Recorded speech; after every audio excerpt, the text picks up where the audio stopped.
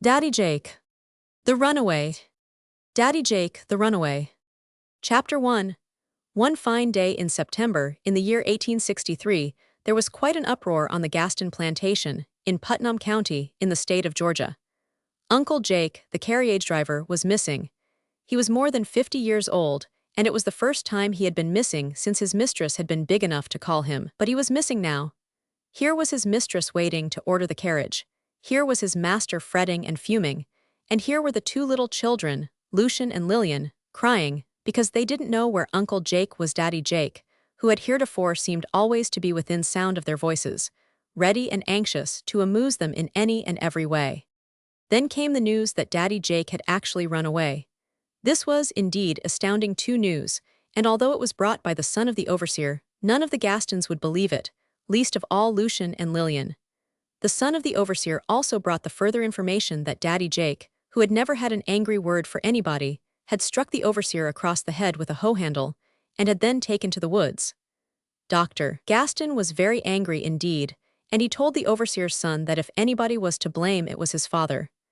Mrs. Gaston, with her eyes full of tears, agreed with her husband, and Lucian and Lillian, when they found that Daddy Jake was really gone, refused to be comforted.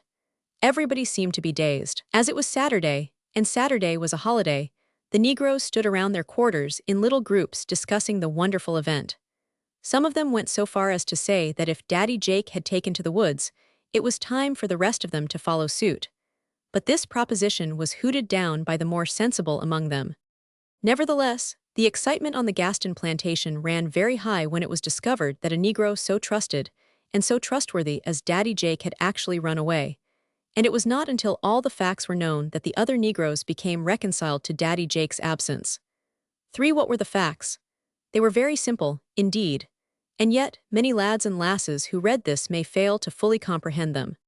In the first place, the year in which Daddy Jake became a fugitive was the year 1863, and there was a great deal of doubt and confusion in the South at that time. The Conscription Act and the Impressment Law were in force. Under the one, nearly all the able-bodied men and boys were drafted into the army, and under the other, all the corn and hay and horses that the Confederacy needed were pressed into service. This state of things came near causing a revolt in some of the states, especially in Georgia, where the laws seemed to bear most heavily. Something of this is to be found in the history of that period, but nothing approaching the real facts has ever been published. After the Conscription Act was passed, the planters were compelled to accept the services of such overseers as they could get, and the one whom Dr. Gaston had employed lacked both experience and discretion. He had never been trained to the business. He was the son of a shoemaker, and he became an overseer merely to keep out of the army. A majority of those who made overseeing their business had gone to the war either as volunteers or substitutes, and 4 very few men capable of taking charge of a large plantation were left behind. At the same time, overseers were a necessity on some of the plantations. Many of the planters were either lawyers or doctors, and these, if they had any practice at all, were compelled to leave their farming interests to the care of agents. There were other planters who had been reared in the belief that an overseer was necessary on a large plantation, so that, for one cause and another, the overseer class was a pretty large one. It was a very respectable class, too, for, under ordinary circumstances, no person who was not known to be trustworthy would be permitted to take charge of the interests of a plantation, for these were as varied and as important as those of any other business. But in 1863, it was a very hard matter to get a trustworthy overseer, and Dr. Gaston, having a large practice as a physician, had hired the first person who applied for the place, without waiting to make any inquiries about either his knowledge or his character. And it turned out that his overseer was not only utterly incompetent, but that he was something of a rowdy besides. An experienced overseer would have known that he was employed, not to exercise control over the house servants, 5, but to look after the farmhands. But the new man began business by ordering Daddy Jake to do various things that were not in the line of his duty. Naturally, the old man, who was something of a boss himself, resented this sort of interference. A great many persons were of the opinion that he had been spoiled by kind treatment, but this is doubtful. He had been raised with the white people from a little child, and he was as proud in his way as he was faithful in all ways. Under the circumstances, Daddy Jake did what other confidential servants would have done.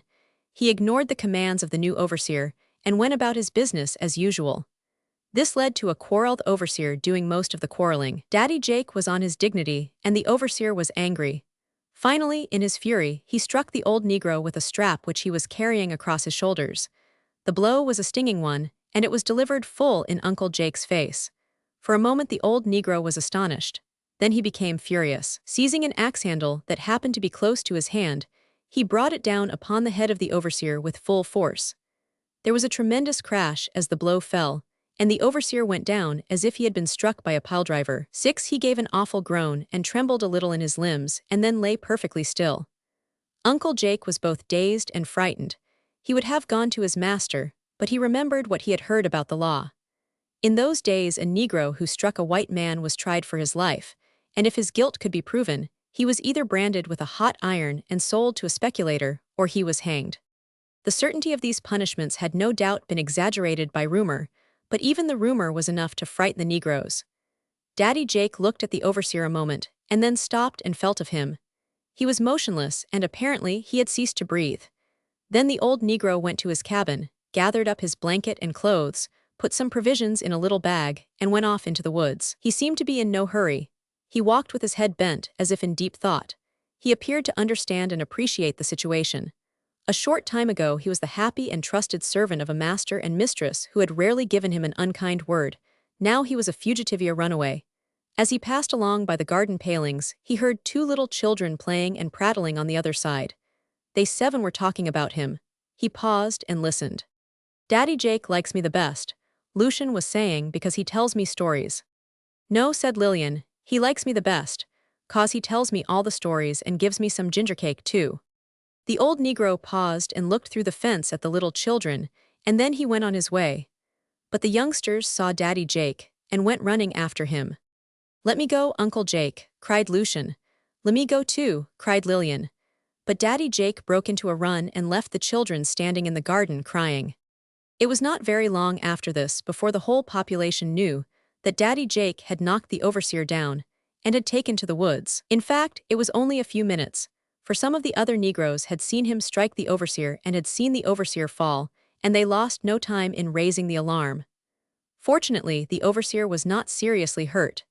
He had received a blow severe enough to render him unconscious for a few minutes, but this was all, and he was soon able to describe the fracas to Dr. Gaston, which he did with considerable animation. "And who told you to order Jake around?" the doctor asked. "Well, sir, I just thought I had charge of the whole crowd." "You were very much mistaken then," said Dr. Gaston, sharply. "And if I had seen you strike Jake with your strap, I should have been tempted to take my buggy-whip and give you a dose of your own medicine." As a matter of fact, Dr. Gaston was very angry, and he lost no time in giving the new overseer what the Negroes called his walking papers. He paid him up and discharged him on the spot, and it was not many days before everybody on the Gaston plantation knew that the man had fallen into the hands of the conscription officers of the Confederacy, and that he had been sent on to the front. At the same time, as Mrs. Gaston herself remarked, this fact, however gratifying it might be, did not bring Daddy Jake back. He was gone, and his absence caused a great deal of trouble on the plantation. It was found that half a dozen Negroes had to be detailed to do the work which he had voluntarily taken upon himself to attend to the carriage horses, another to look after the cows, another to feed the hogs and sheep, and still others to look after the 1,001 little things to be done about the big house. But not one of them, nor all of them, filled Daddy Jake's place. The youngsters saw Daddy Jake and went running after him. Many and many a time Dr. Gaston walked up and down the veranda wondering where the old Negro was, and Mrs. Gaston, sitting in her rocking chair, looked down the avenue day after day, half expecting to see Daddy Jake make his appearance, hat in hand, and with a broad grin on his face. Some of the neighbors, hearing that Uncle Jake had become a fugitive, wanted to get Bill Locke's track dogs and run him down, but Dr. Gaston and his wife would not hear to this. They said that the old Negro wasn't used to staying in the woods, and that it wouldn't be long before he would come back home. Dr. Gaston, although he was much troubled, looked at the matter from a man's point of view. Here was Daddy Jake's home. If he chose to come back, well and good. If he didn't, why, it couldn't be helped, and that was an end of the matter. But Mrs. Gaston took a different view. Daddy Jake had been raised with her father. He was an old family servant. He had known and loved her mother, who was dead. He had nursed Mrs. Gaston herself when she was a baby. In 12 short, he was a fixture in the lady's experience, and his absence worried her not a little. She could not bear to think that the old Negro was out in the woods without food and without shelter. If there was a thunderstorm at night, as there sometimes is in the South during September, she could hardly sleep for thinking about the old Negro. Thinking about him led Mrs. Gaston to talk about him very often, especially to Lucian and Lillian, who had been in the habit of running out to the kitchen while Daddy Jake was eating his supper and begging him to tell a story. So far as they were concerned, his absence was a personal loss. While Uncle Jake was away, they were not only deprived of a most agreeable companion, but they could give no excuse for not going to bed. They had no one to amuse them after supper, and as a consequence, their evenings were very dull. The youngsters submitted to this for several days, expecting that Daddy Jake would return, but in this they were disappointed. They waited and waited for more than a week, and then they began to show their impatience. "I used to be afraid of runaways," said Lillian one day, "but I am not afraid now, 'cause Daddy 13 Jake is a runaway." Lillian was only 6 years old, but she had her own way of looking at things. "Pshaw," exclaimed Lucian, who was 9 and very robust for his age, "I never was afraid of runaways. I know mighty well they wouldn't hurt me. There was old Uncle Fed, he was a runaway when Papa bought him. Would he hurt anybody?" "But there might be some bad ones," said Lillian, "and you know Lucinda says Uncle Fed is a real, sure enough witch." "Lucinda," exclaimed Lucian scornfully, "what does Lucinda know about witches? If one was to be seen, she wouldn't stick her head out of the door to see it. She'd be scared to death." "Yes, and so would anybody," said Lillian with an air of conviction. "I know I would." "Well, of course, a little girl," explained Lucian. "Any little girl would be afraid of a witch, but a great big double-fisted woman like Lucinda ought to be ashamed of herself to be afraid of witches. And that, too, when everybody knows there aren't any witches at all, except in the stories." "Well, I heard Daddy Jake telling about a 14 witch that turned herself into a black cat, and then into a big black wolf," said Lillian. "Oh, that was in old times," said Lucian, "when the animals used to talk and go on like people. But you never heard Daddy Jake say he saw a witch, now did you?" "No," said Lillian, somewhat doubtfully, "but I heard him talking about them. I hope no witch will catch Daddy Jake." "Pshaw," exclaimed Lucian. "Daddy Jake carried his rabbit foot with him, and you know no witch can bother him as long as he has his rabbit foot." "Well," said Lillian, solemnly, "if he's got his rabbit foot and can keep off the witches all night, he won't come back any more." "But he must come," said Lucian. "I am going after him. I am going down to the landing tomorrow, and I'll take the boat and go down the river and bring him back." "Oh, may I go too?" asked Lillian. "Yes," said Lucian, loftily, "if y'all help me get some things out of the house and not say anything about what we are going to do." Lillian was only too glad to pledge herself to secrecy, and the next day found the 2 children busily preparing for their journey in search of Daddy Jake. The Gaston plantation lay along the Oconee River in Putnam County, not far from Roach's Ferry. In fact, it lay on both sides of the river, and as the only method of communication was by means of a bateau, nearly everybody on the plantation knew how to manage the boat. There was not an hour during the day that the bateau was not in use. Lucian and Lillian had been carried across hundreds of times, and they were as much at home in the boat as they were in a buggy. Lucian was too young to row, but he knew how to guide the bateau with a paddle while others used the oars. This fact gave him confidence, and the result was that the 2 children quietly made their arrangements to go in search of Daddy Jake. Lucian was the provider, as he said, and Lillian helped him to carry the things to the boat. They got some meal sacks, 2 old quilts, and a good supply of biscuits and meat. Nobody meddled with them, for nobody knew what their plans were, but some of the Negroes remarked that they were not only unusually quiet, but very busy, a state of things that is looked upon by those who are acquainted with the ways of children as a very bad sign, indeed. The 2 youngsters worked pretty much all day, and they worked hard, so that when night 16 came they were both tired and sleepy. They were tired and sleepy, but they managed to cover their supplies with the meal sacks, and the next morning they were up bright and early. They were up so early indeed that they thought it was a very long time until breakfast was ready, and at last, when the bell rang, they hurried to the table and ate ravenously, as became 2 travelers about to set out on a voyage of adventure. It was all they could do to keep their scheme from their mother. Once Lillian was on the point of asking her something about it, but Lucian shook his head, and it was not long before the two youngsters embarked on their journey. After seating Lillian in the bateau, Lucian unfastened the chain from the stake, threw it into the boat, and jumped in himself. Then, as the clumsy affair drifted slowly with the current, he seized one of the paddles, placed the blade against the bank, and pushed the bateau out into the middle of the stream. It was the beginning of a voyage of adventure, the end of which could not be foretold. But the sun was shining brightly, the mockingbirds were singing in the water oaks, the blackbirds were whistling blithely in the reeds, and the children were light-hearted and happy.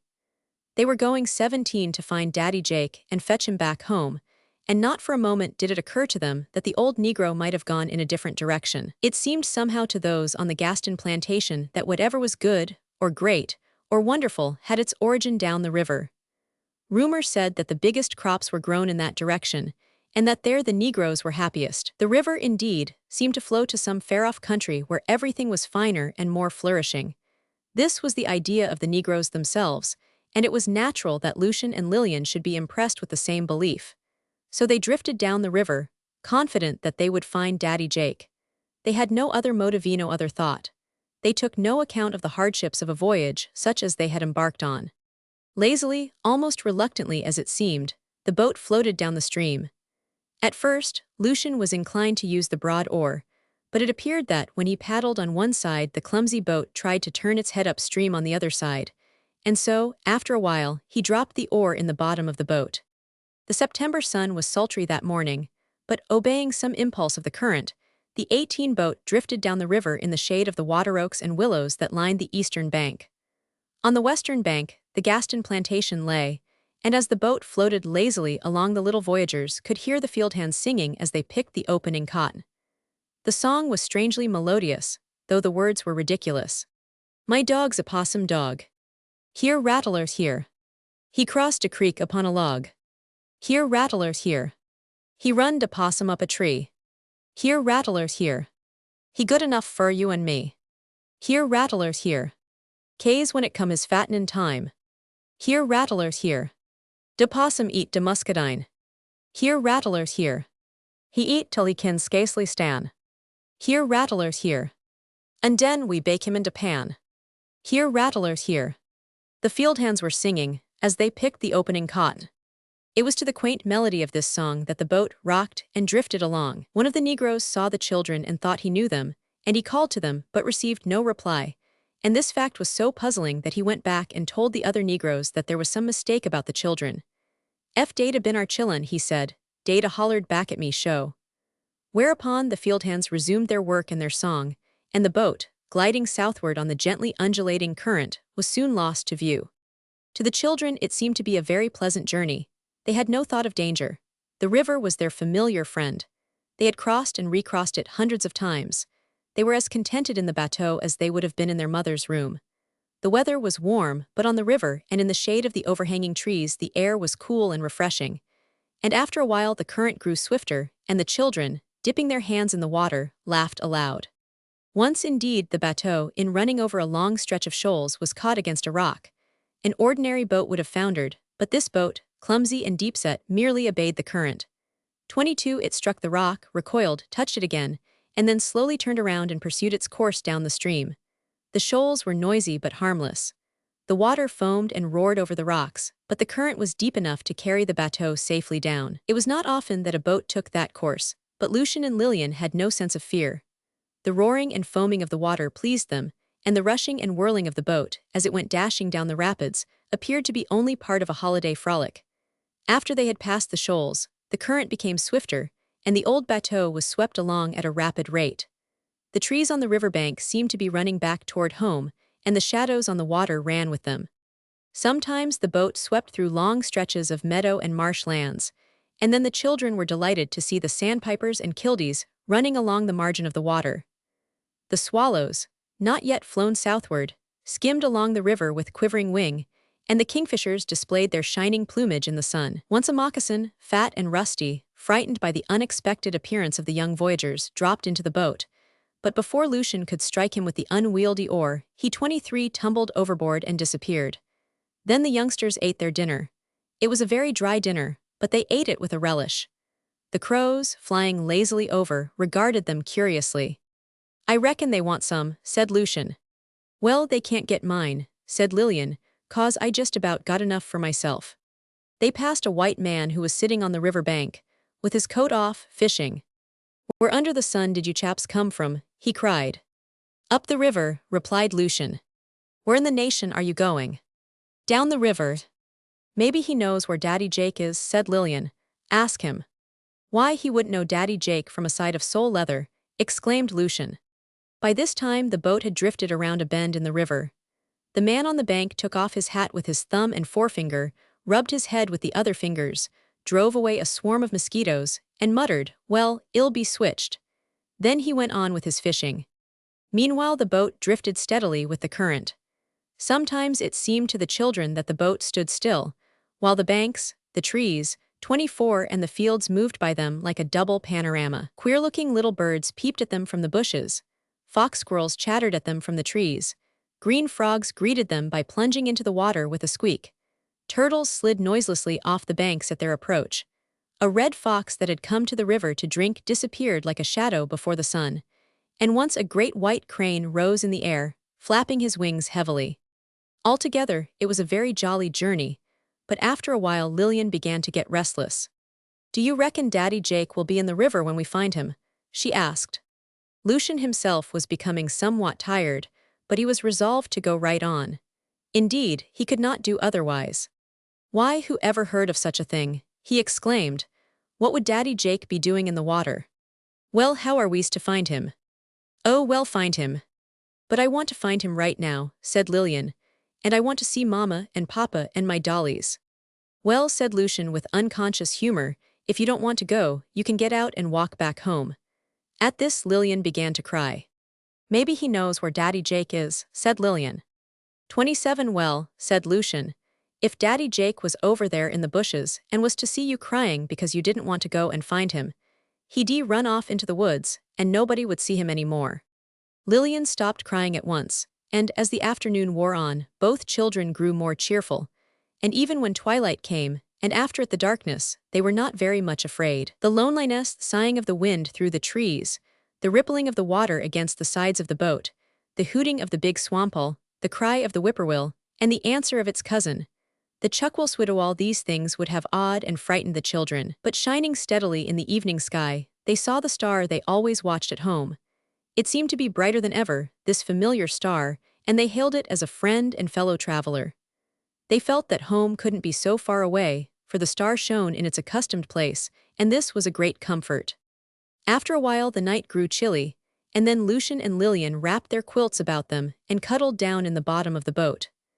Thousands of stars shone overhead, and it seemed to the children that the old bateau, growing tired of its journey, had stopped to rest, but it continued to drift down the river. Chapter 2. You may be sure there was trouble on the Gaston place when night came, and the children did not return. They were missed at dinner time, but it frequently happened that they went off with some of the plantation wagons or with some of the field hands, and so nothing was thought of their absence at noon. But when night fell and all the Negroes had returned from their work, and there was still no sign of the children, there was consternation in the big house and trouble all over the plantation. The field hands, returned from their work, discussed the matter at the doors of their cabins and manifested considerable anxiety. The field hands discussed the matter. At first the house servants were sent scurrying about the place hunting for the truants. Then other Negroes were pressed into service, until, finally, every Negro on the place was engaged in the search, and torches could be seen bobbing up and down in all parts of the plantation. The Negroes called and called, filling the air with their musical halloos, but there was no reply save from the startled birds, or from the dogs, who seemed to take it for granted that everybody was engaged in a grand possum hunt, and added the strength of their own voices to the general clamor. While all this was going on, Mrs. Gaston was pacing up and down the long veranda, wringing her hands in an agony of grief. There was but one thought in her mind: the river. Her husband, in the midst of his own grief, tried to console her, but he could not. He had almost as much as he could do to control himself, and there was in his own mind the river. The search on the plantation and in its vicinity went on until nearly 9 o'clock. About that time Big Sam, one of the plowhands, who was also a famous fisherman, came running to the house with a frightened face. "Marster," he exclaimed, "de boat Ganesh done gone." "Oh, I knew it. exclaimed Mrs. Gaston. The river, the river. Well, said Dr. Gaston, the boat must be found. Blow the horn. Big Sam seized the dinner horn and blew a 32 blast that startled the echoes for miles around. The Negroes understood this to be a signal to return, and most of them thought that the children had been found, so they came back laughing and singing, and went to the big house to see the children. "Whereabouts you find marster?" asked the foreman. "They haven't been found, Jim," said Dr. Gaston. "Big Sam says that the boat is gone from the landing, and that boat must be found tonight." "Marster," said a Negro, coming forward out of the group, "I seed a boat gwine downstream dis mornin'. I was way up on de hill." "And you didn't come and tell me?" asked Dr. Gaston in a severe tone. "Well, sah, I hollered at and dey ain't make no answer, and den it look like Termy T was dem two ransom boys. Hit Mo's drap outen my min. And den you know, sah, our chillun ain't never had no doin's like datchetin in de boat by day onalone sef and sailin' off dat away." "Well," said Dr. Gaston, "the boat must be found. The children are in it. Where can we get another boat?" "I got one, sah," said Big Sam. 33 me too, marster," said another Negro. "Then get them both, and be quick about it." "Ahi, sah," was the response, and in a moment the group was scattered, and Big Sam could be heard giving orders in a loud and an energetic tone of voice. For once he was in his element. He could be foreman on the Akuni if he couldn't in the cotton patch. He knew every nook and cranny of the river for miles up and down. He had his fish baskets sunk in many places, and the overhanging limbs of many a tree bore the marks of the lines of his sethooks. So for once he appointed himself foreman, and took charge of affairs. He and Sandy Bill Sokol, owing to the peculiar color of his hair, soon had their boats at the landing. The other Negroes were assembled there, and the most of them had torches. "Marster," said Big Sam, "you get in my boat, and let little William come fur ter haul de torch. Jesse, you get in dar wid Sandy Bill. Fling a armful lightood in both boats, boys, kase we got ter have a light, and dey ain't no tellin' how fur we gwine." The fat pine was thrown in, everything made ready, and then the boat started. With one sweep of his broad paddle, Big Sam sent his boat 34 into the middle of the stream, and managed by his strong and willing arms, the clumsy old bateau became a thing of life. Sandy Bill was not far behind him. The Negroes used only one paddle in rowing, and each sat in the stern of his boat, using the rough but effective oar first on one side and then the other. From a window, Mrs. Gaston watched the boats as they went speeding down the river. By her side was Charity, the cook. 35, isn't it terrible?" she exclaimed as the boats passed out of sight. "Oh, what shall I do? Tea would be mighty bad, mistis. F dem chillun was lows. But dey ain't no mo lows dan I is, and I am a standin' right yer in de cornder by dish yer cheer." "Not lost? Why, of course they're lost. Oh, my darling little children. No, dey ain't no mo lows dan you is. Dey tuck dat boat dis mornin', and dey went at her ol' man Jake dat's war dey gone. Dey ain't gone nowhere else. Dey in dat boat right now. Dey may be asleep, but dey in dar. Ain't I year talkin' yistiddy wid my own ears. Ain't I year dat Mars Lucian boy loter he sister dat he gwine go fetch ol' man Jake back. Ain't I miss a whole can full biscuits. Ain't I miss two dem pies what I left out dar in de kitchen. Ain't I miss a great big hunk light bread. And who gwine das ter take lesson it's dem chillun. Dey don't fool me, moan. I am one de oldest rats in de barn is dat." Charity's tone was emphatic and energetic.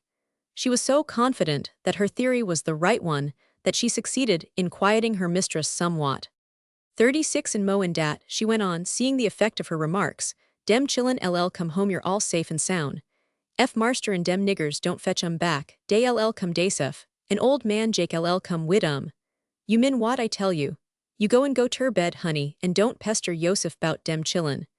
I'll set up yer in the cornder and nod, and keep my eyes on what's gwine on outside." But Mrs. Gaston refused to go to bed. She went to the window, and away down the river she could see the red light of the torches projected against the fog. It seemed as if it were standing still, and the mother's heart sank within her at the thought. Perhaps they had found the boat empty. This and 1,000 other cruel suggestions racked her brain. But the boats were not standing still. They were moving down the river as rapidly as 4 of the stoutest arms to be found in the county could drive them. The pine torches lit up both banks perfectly. The Negroes rode in silence a mile or more, when Big Sam said, "Marster, can we sing some?" "Does it seem to be much of a singing matter, Sam?" Dr. Gaston asked, grimly. No, suh, it don't. But singin' heps long 37 mightly when you workin', most specially ef you doin' de kind work, or you kin sorter hit a lick wid the tuna kinder keepin' time like. Dr. Gaston said nothing, and Big Sam went on. Sides dat, marster, we'll use it sing ter dem chillin', and dey knows our holler so well dat I boun you ef dey was ter year a singin' and gwine on, dey'd holler back. Well, said Dr. Gaston, struck by the suggestion, sing. Bill, said Big Sam to the Negro in the other boat, watch out for me, I am gwine away. Y'all year from me when you get where you gwine, Sandy Bill replied. With that, Big Sam struck up a song. His voice was clear and strong, and he sang with a will. Oh, Miss Malandy, you are lots too sweet for me. I cannot come to see you. Ontil my time is free. Oh, den ill come ter see you. And take you on my knee. Oh, Miss Malandy, now don't you go away. I cannot come to see you. Ontil some other day. Oh, den ill come ter see you. Oh, den ill come ter stay. Oh, Miss Malandy, you is my only one. I cannot come ter see you. Ontil de day is done. Oh, den ill come ter see you. And we'll have a little fun. Oh, Miss Malandy, my heart belongs ter you. I cannot come ter see you. Ontil my work is through. Oh, den ill come ter see you. I'll come in my canoe. The words of the song, foolish and trivial as they are, do not give the faintest idea of the melody to which it was sung. The other Negroes joined in, and the tremulous tenor of Little William was especially effective.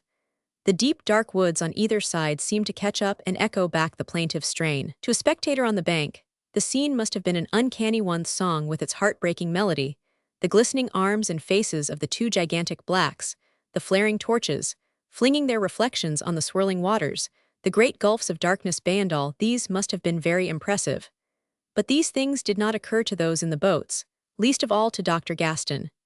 39 in the minds of all there was but one thought: the children. The Negroes rowed on, keeping time to their songs. Their arms appeared to be as tireless as machinery that has the impulse of steam.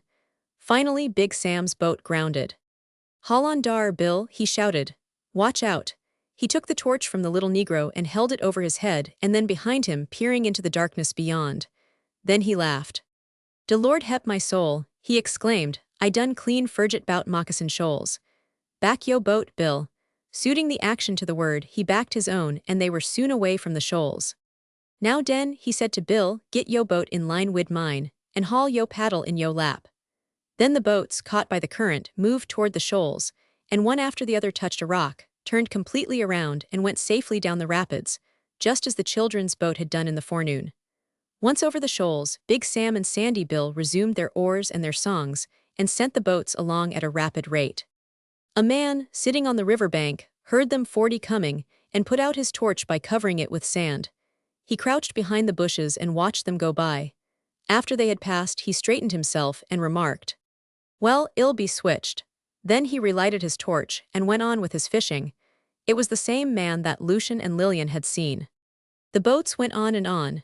With brief intervals, the Negroes rowed all night long, but Dr. Gaston found no trace of his children.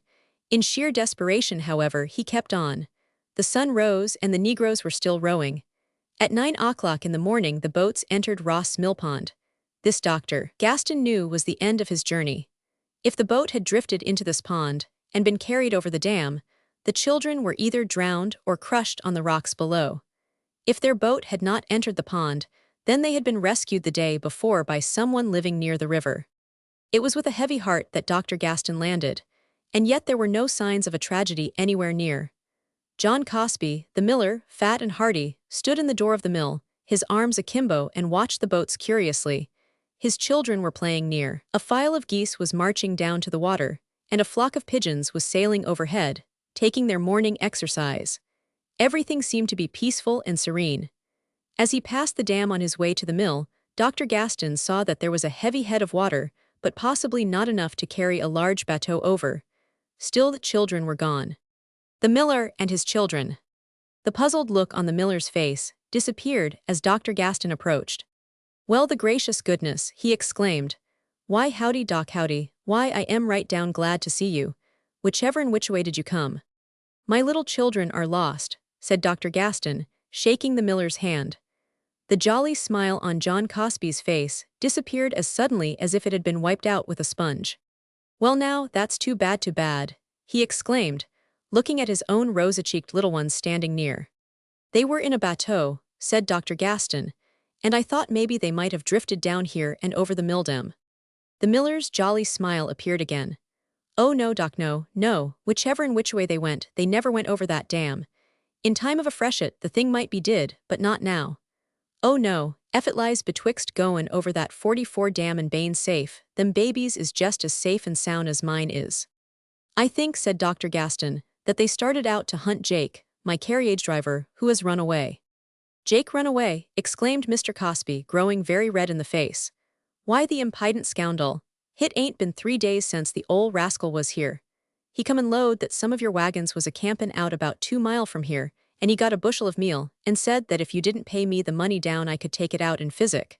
The impident ol' scoundrel. And he was just as umble come a tumble as you please a-bowen, and a-scrappin', and a-howdidin'."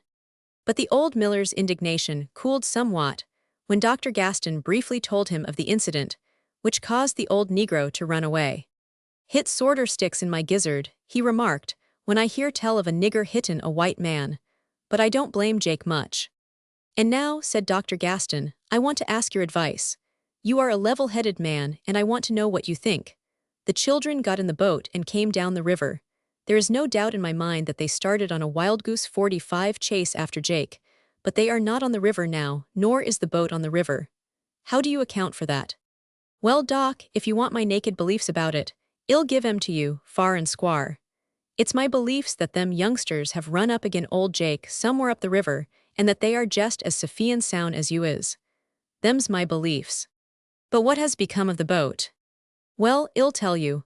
Old Jake is just as cunning as any other nigger. He took the youngsters out, and arterwards he drawed the boat out on dry land.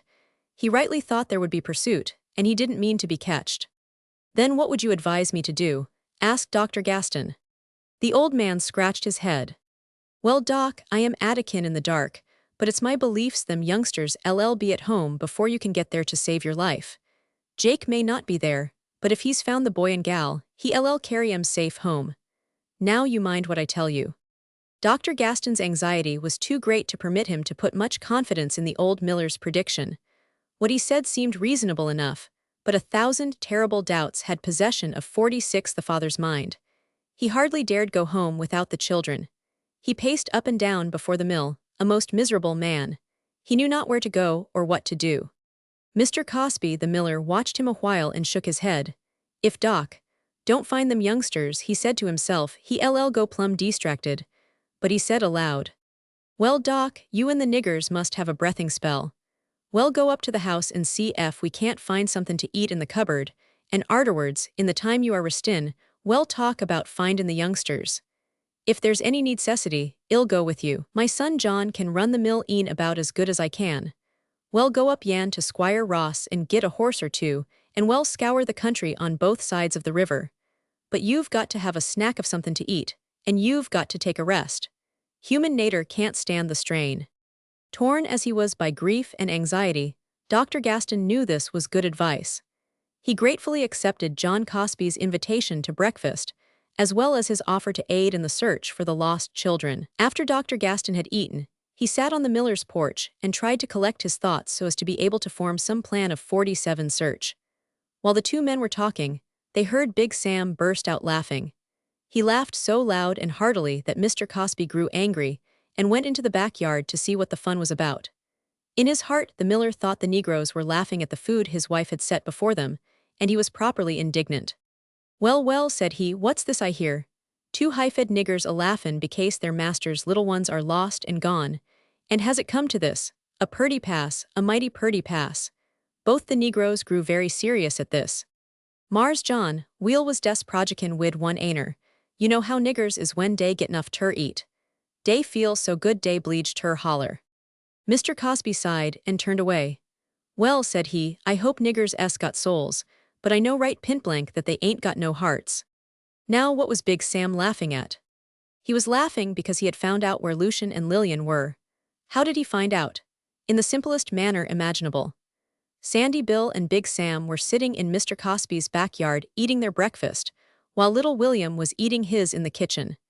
It 48 was the first time the two older Negroes had had an opportunity of talking together since they started from home the day before. "Sam," said Sandy Bill, "did you see whar de chillun landed when we come long des ater sunup dis mornin'?" "Dat I didn't," said Sam, wiping his mouth with the back of his hand. "Dat I didn't, and ef I had it a hollered out ter marster." "Dat what I was feared on," said Sandy Bill. "Feared what?" asked Big Sam. "Feared you'd holler at marster ef you seed whar dey landed. Dat how come I ter run foul yo boat." "Look yer, nigger man, you ain't done gone stracted, is you?" "Shoo chilly, don't talk ter me 'bout gwine stracted. I got as much sense as ol' Zip Coon." "Den wint you tell marster, ain't you done see how he troubled and he min?" "I done see dat, and it makes me feel bad. But ter folks got trouble too, lots wussin marster." "Is dey lows dare chillun?" "Yes lord, dey done lows everybody, but marster ain't lows no chillun yit." "Den what we doin' way down yer?" asked Big Sam in an angry tone. "An ol' man Jake, he dar too." 51, lemme tell you," said Sandy Bill, laying his hand on Big Sam's shoulder. "Lemme tell you. Right cross dar from whar I run foul yo boat is de biggest canebrake in all creation." "I know I am," said Big Sam. "Dey calls I am Hudson's canebrake." "Now you talkin'," said Sandy Bill. "Well, ef you go dar you fin right in the middle dat canebrake a heap niggers dat you got quaintance wid Randall Spivey, and Crazy Sue, and Cupid Mitchell, and Isaiah Littledy all dar. And ol' man Jake, he dar too." "Look yer, nigger," Sam exclaimed, "how you know?" "I sent I am dar. He come by me in de field and tole me he done kilt de overseer, and I up and tell I did, make fur Hudson's canebrake, and dar s right whar he went." It was at this point that Big Sam's hearty laughter attracted the attention of Dr. Gaston and Mr. Cosby. "Now den," said Sandy Bill, after the miller had rebuked them and returned to the other side of the house, "now den, ef it a showed marster whar dem chillun landed, en tole I am whar dey was, he a gone cross dar, en seed dem niggers, and by dis time next week ol' Bill Locks, nigger dogs would a done run all in jail. You know how marster is. He think case he treat his niggers right dat everybody else treat dern des dat away. But don't you worry 'bout dem chillun." Was it possible for Sandy Bill to be mistaken? Chapter 3. Lucian and Lillian, cuddled together in the bottom of their boat, were soon fast asleep. In dreams of home, their loneliness and their troubles were all forgot. Sometimes in the starlight, sometimes in the dark shadows of the overhanging trees, the boat drifted on. At last, toward morning, it was caught in an eddy and carried nearer the bank, where the current was almost imperceptible. Here the clumsy old bateau rocked and swung, sometimes going lazily forward, and then as lazily floating back again. As the night faded away into the dim gray of morning, the bushes above the boat were thrust softly aside, and a black face looked down upon the children. Then the black face disappeared as suddenly as it came. After a while it appeared again. It was not an attractive face. In the dim light it seemed to look down on the sleeping children with a leer that was almost hideous. It was the face of a woman. Around her head was a 54 faded red handkerchief, tied in a fantastic fashion, and as much of her dress as could be seen was ragged, dirty, and greasy. She was not pleasant to look upon, but the children slept on unconscious of her presence. Presently the woman came nearer. On the lower bank a freshet had deposited a great heap of sand, which was now dry and soft. The woman sat down on this, hugging her knees with her arms, and gazed at the sleeping children long and earnestly. Then she looked up and down the river, but nothing was to be seen for the fog that lay on the water. She shook her head and muttered, "Hit es pisen down yer for dem babies. Yit how I gwine get 'em out dar." She caught hold of the boat, turned it around, and by means of the chain, drew it partially on the sandbank. Then she lifted Lillian from the boat, wrapping the quilt closer about the child, carried her up the bank, and laid her beneath the trees where no dew had fallen. Returning, she lifted Lucian and placed him beside his sister. But the change aroused him. He raised himself on his elbow and rubbed his eyes. The Negro woman, apparently by force of habit, slipped behind a tree. 55 Where am I?" Lucian exclaimed, looking around in something of a fright. He caught sight of the frazzled skirt of the woman's dress. "Who is there behind that tree?" he cried. "Nobody but me, nobody ner nothin' but po' ol' Crazy Sue. Don't be skeered me. I ain't nigh as bad as I looks ter be." It was now broad daylight. and Lucian could see that the hideous ugliness of the woman was caused by a burn on the side of her face and neck. "Wasn't I in a boat?" "Yes, honey. I brung you up your fur ter keep de fog from pisnin' you." "I dreamed the bad man had me," said Lucian, shivering at the bare recollection. "No, honey, T want nobody ner nothin' but po' ol' crazy Sue. De boat down dar on de sandbank, and yo little sissy layin' dar sound asleep." "War in de name goodness was you all gwine, honey?" asked Crazy Sue, coming nearer. "We were going down the river hunting for Daddy Jake. He's a runaway now. I reckon we'll find him after a while." "Is you all Marse Doc, Gaston chillin'?" asked Crazy Sue with some show of eagerness. "Why, of course we are," said Lucian. Crazy Sue's eyes fairly danced with joy.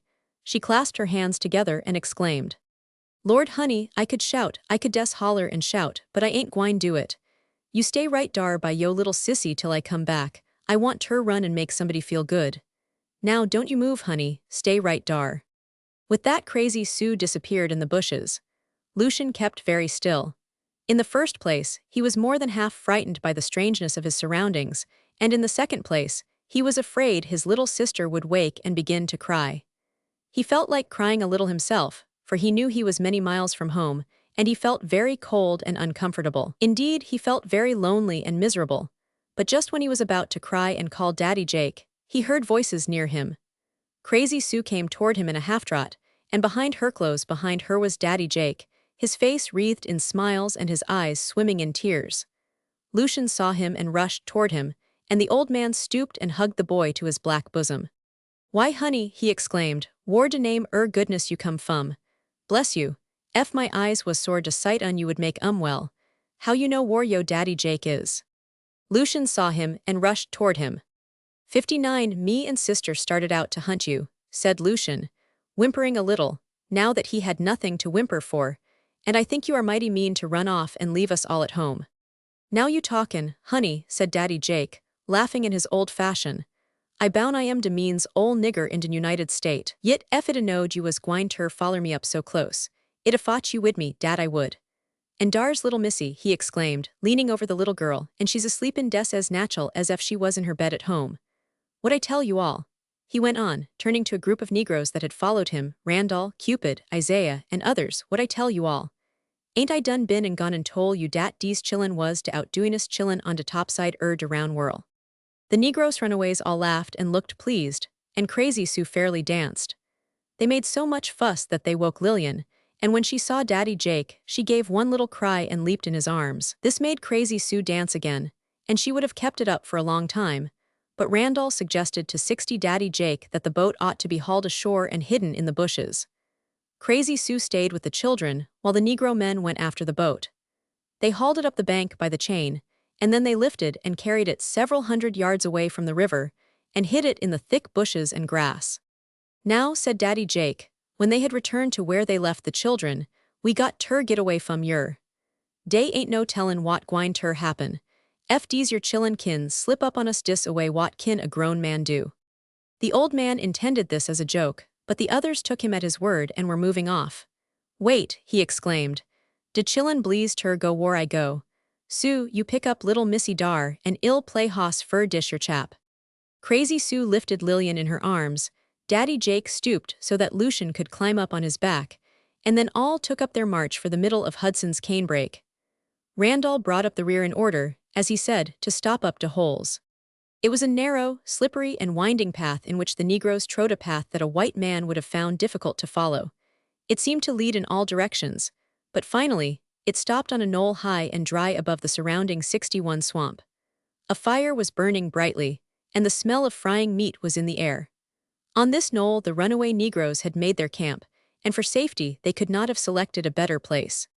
It was not long before Crazy Sue had warmed some breakfast for the children.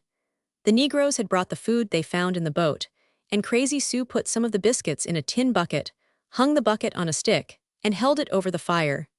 Then she gave them some bacon that had been broiled on a stone, and altogether they made a hearty breakfast. During the morning most of the Negro men stayed in the canebrake, some nodding and some patching their clothes, which were already full of patches.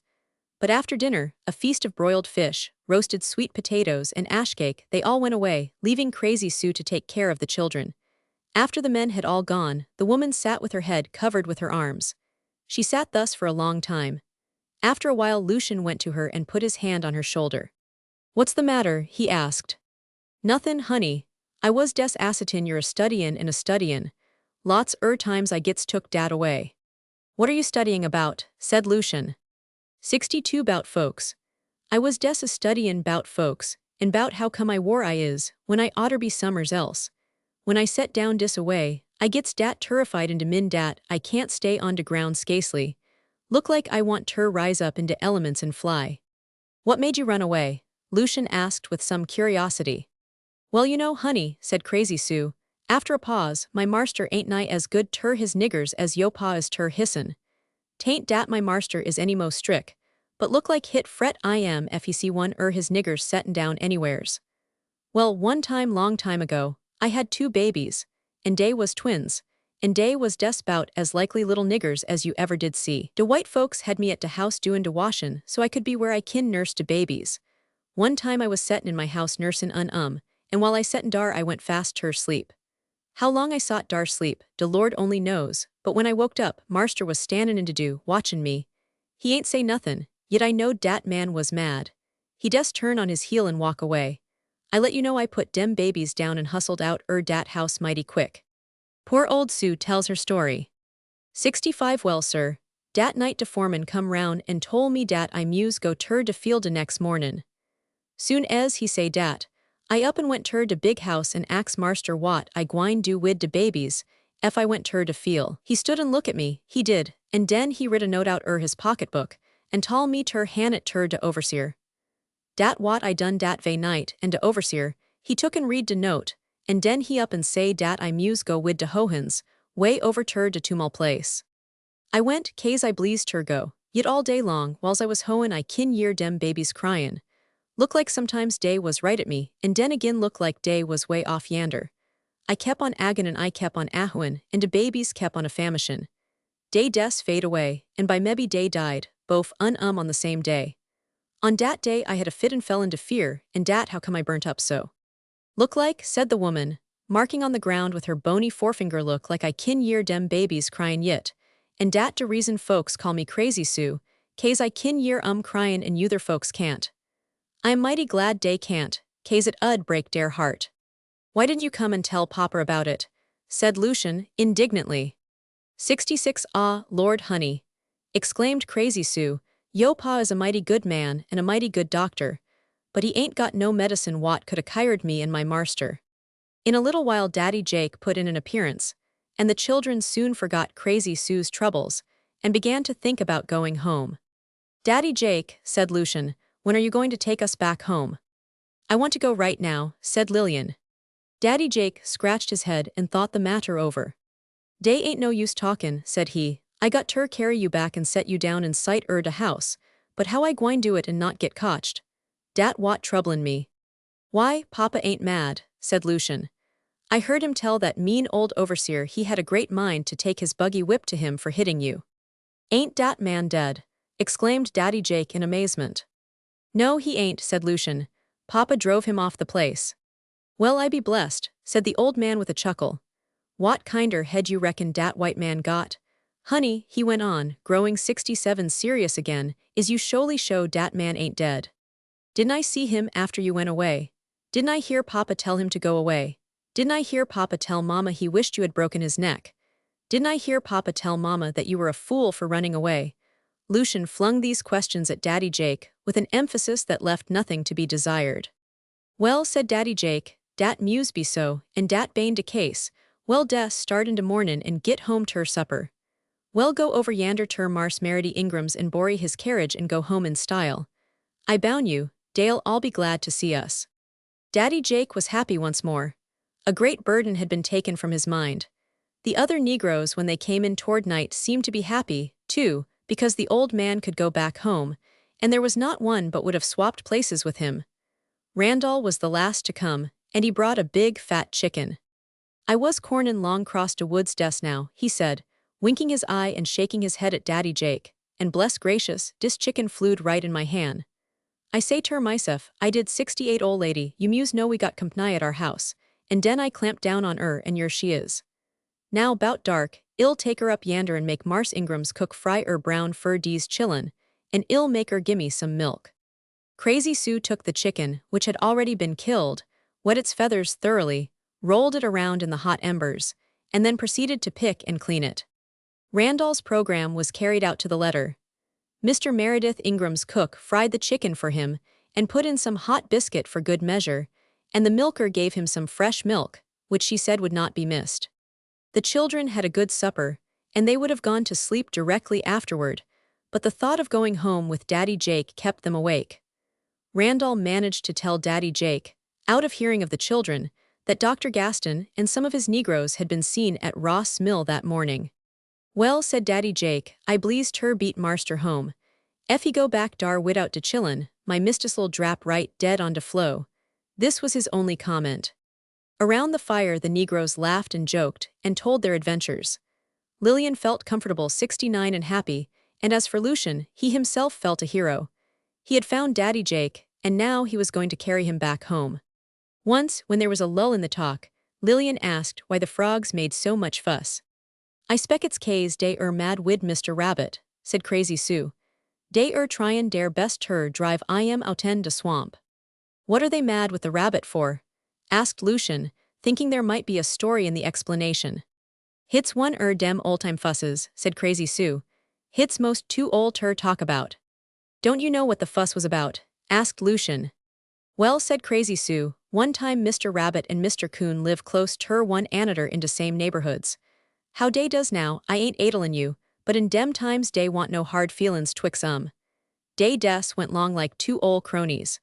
Mr. Rabbit, he was a fisherman, and Mr. Coon, he was a fisherman."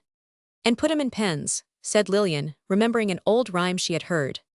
"No, honey, dey ain't no William come Trimbletoe in dis.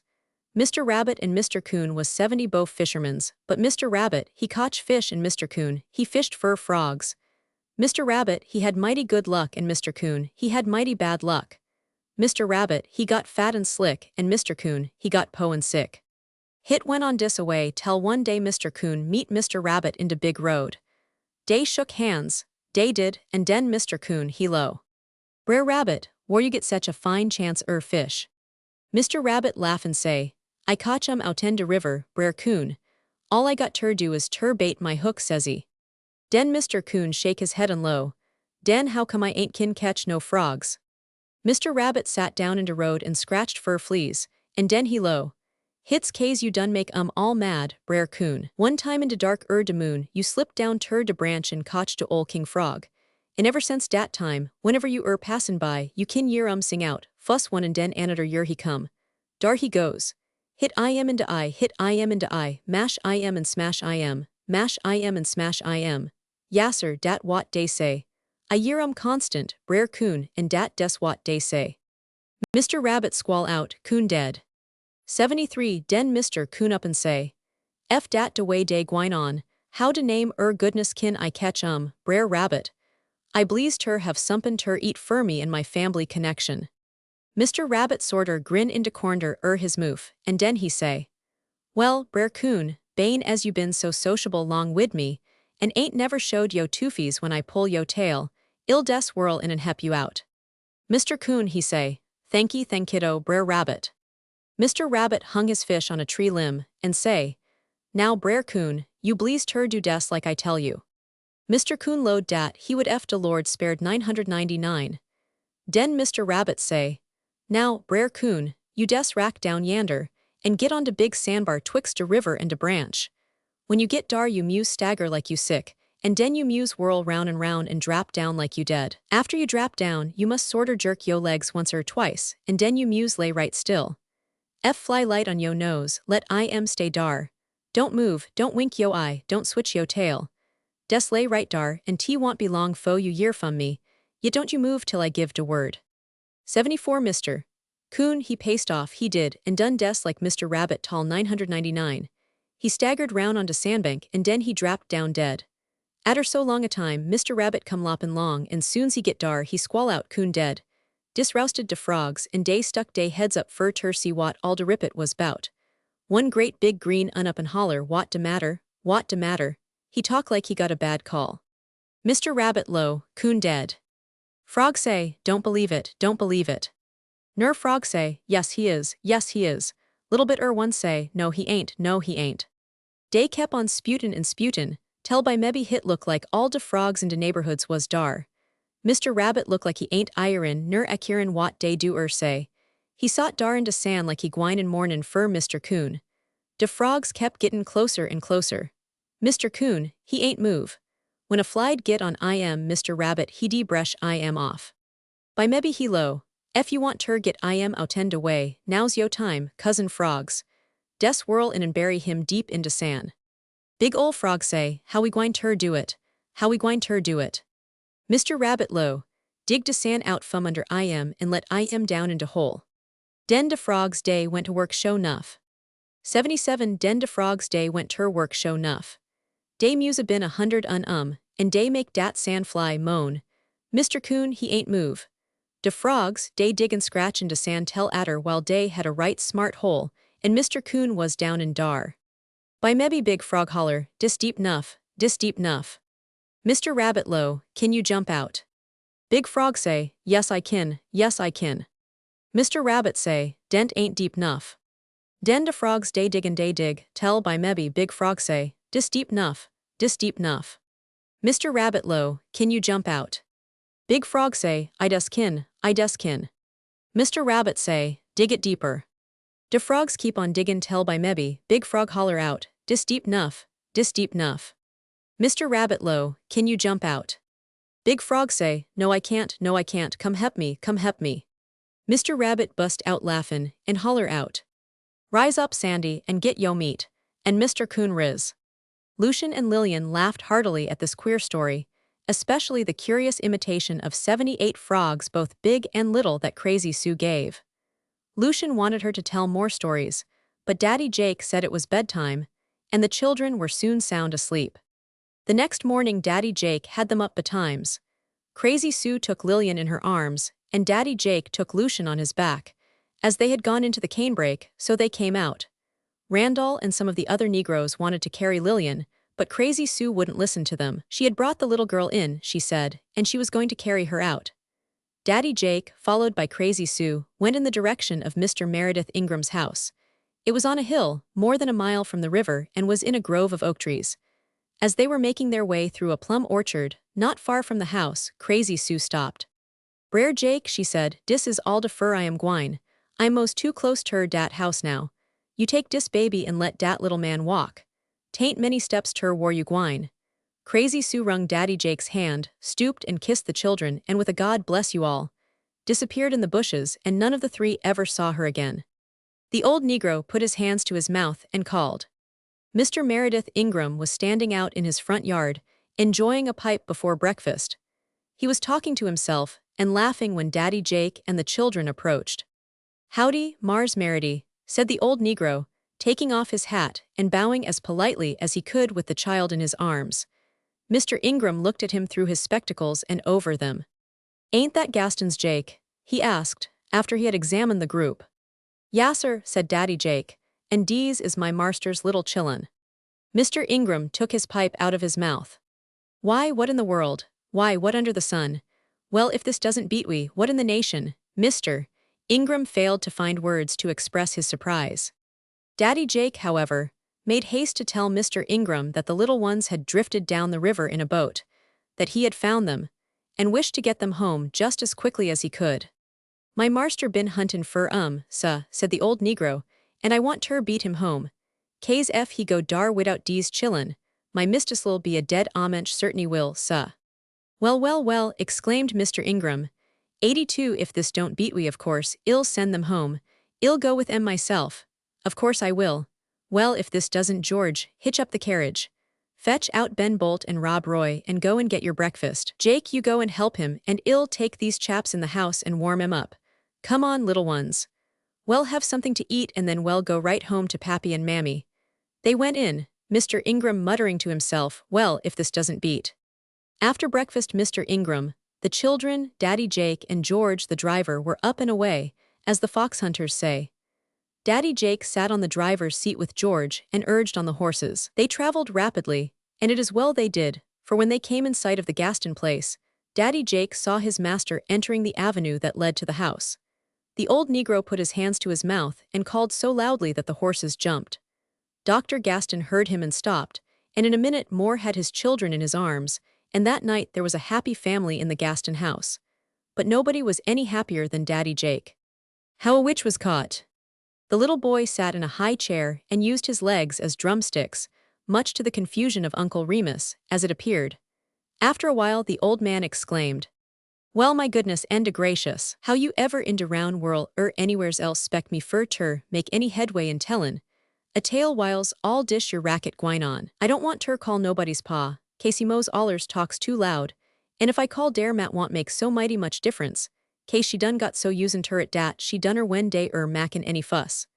I believe dat if everything was ter get right good and still on dese premises des one time, you ma wouldn't about die wid de headache. Anyway, shed be mighty sick, because she ain't usin' ter not havin' no fuss, and she des couldn't get long widout it. I tell you right now, id be afeard fur ter tell any tale round yer, case de fust news I knowed 84 id get my eyes put out, my leg broke, sompin ner.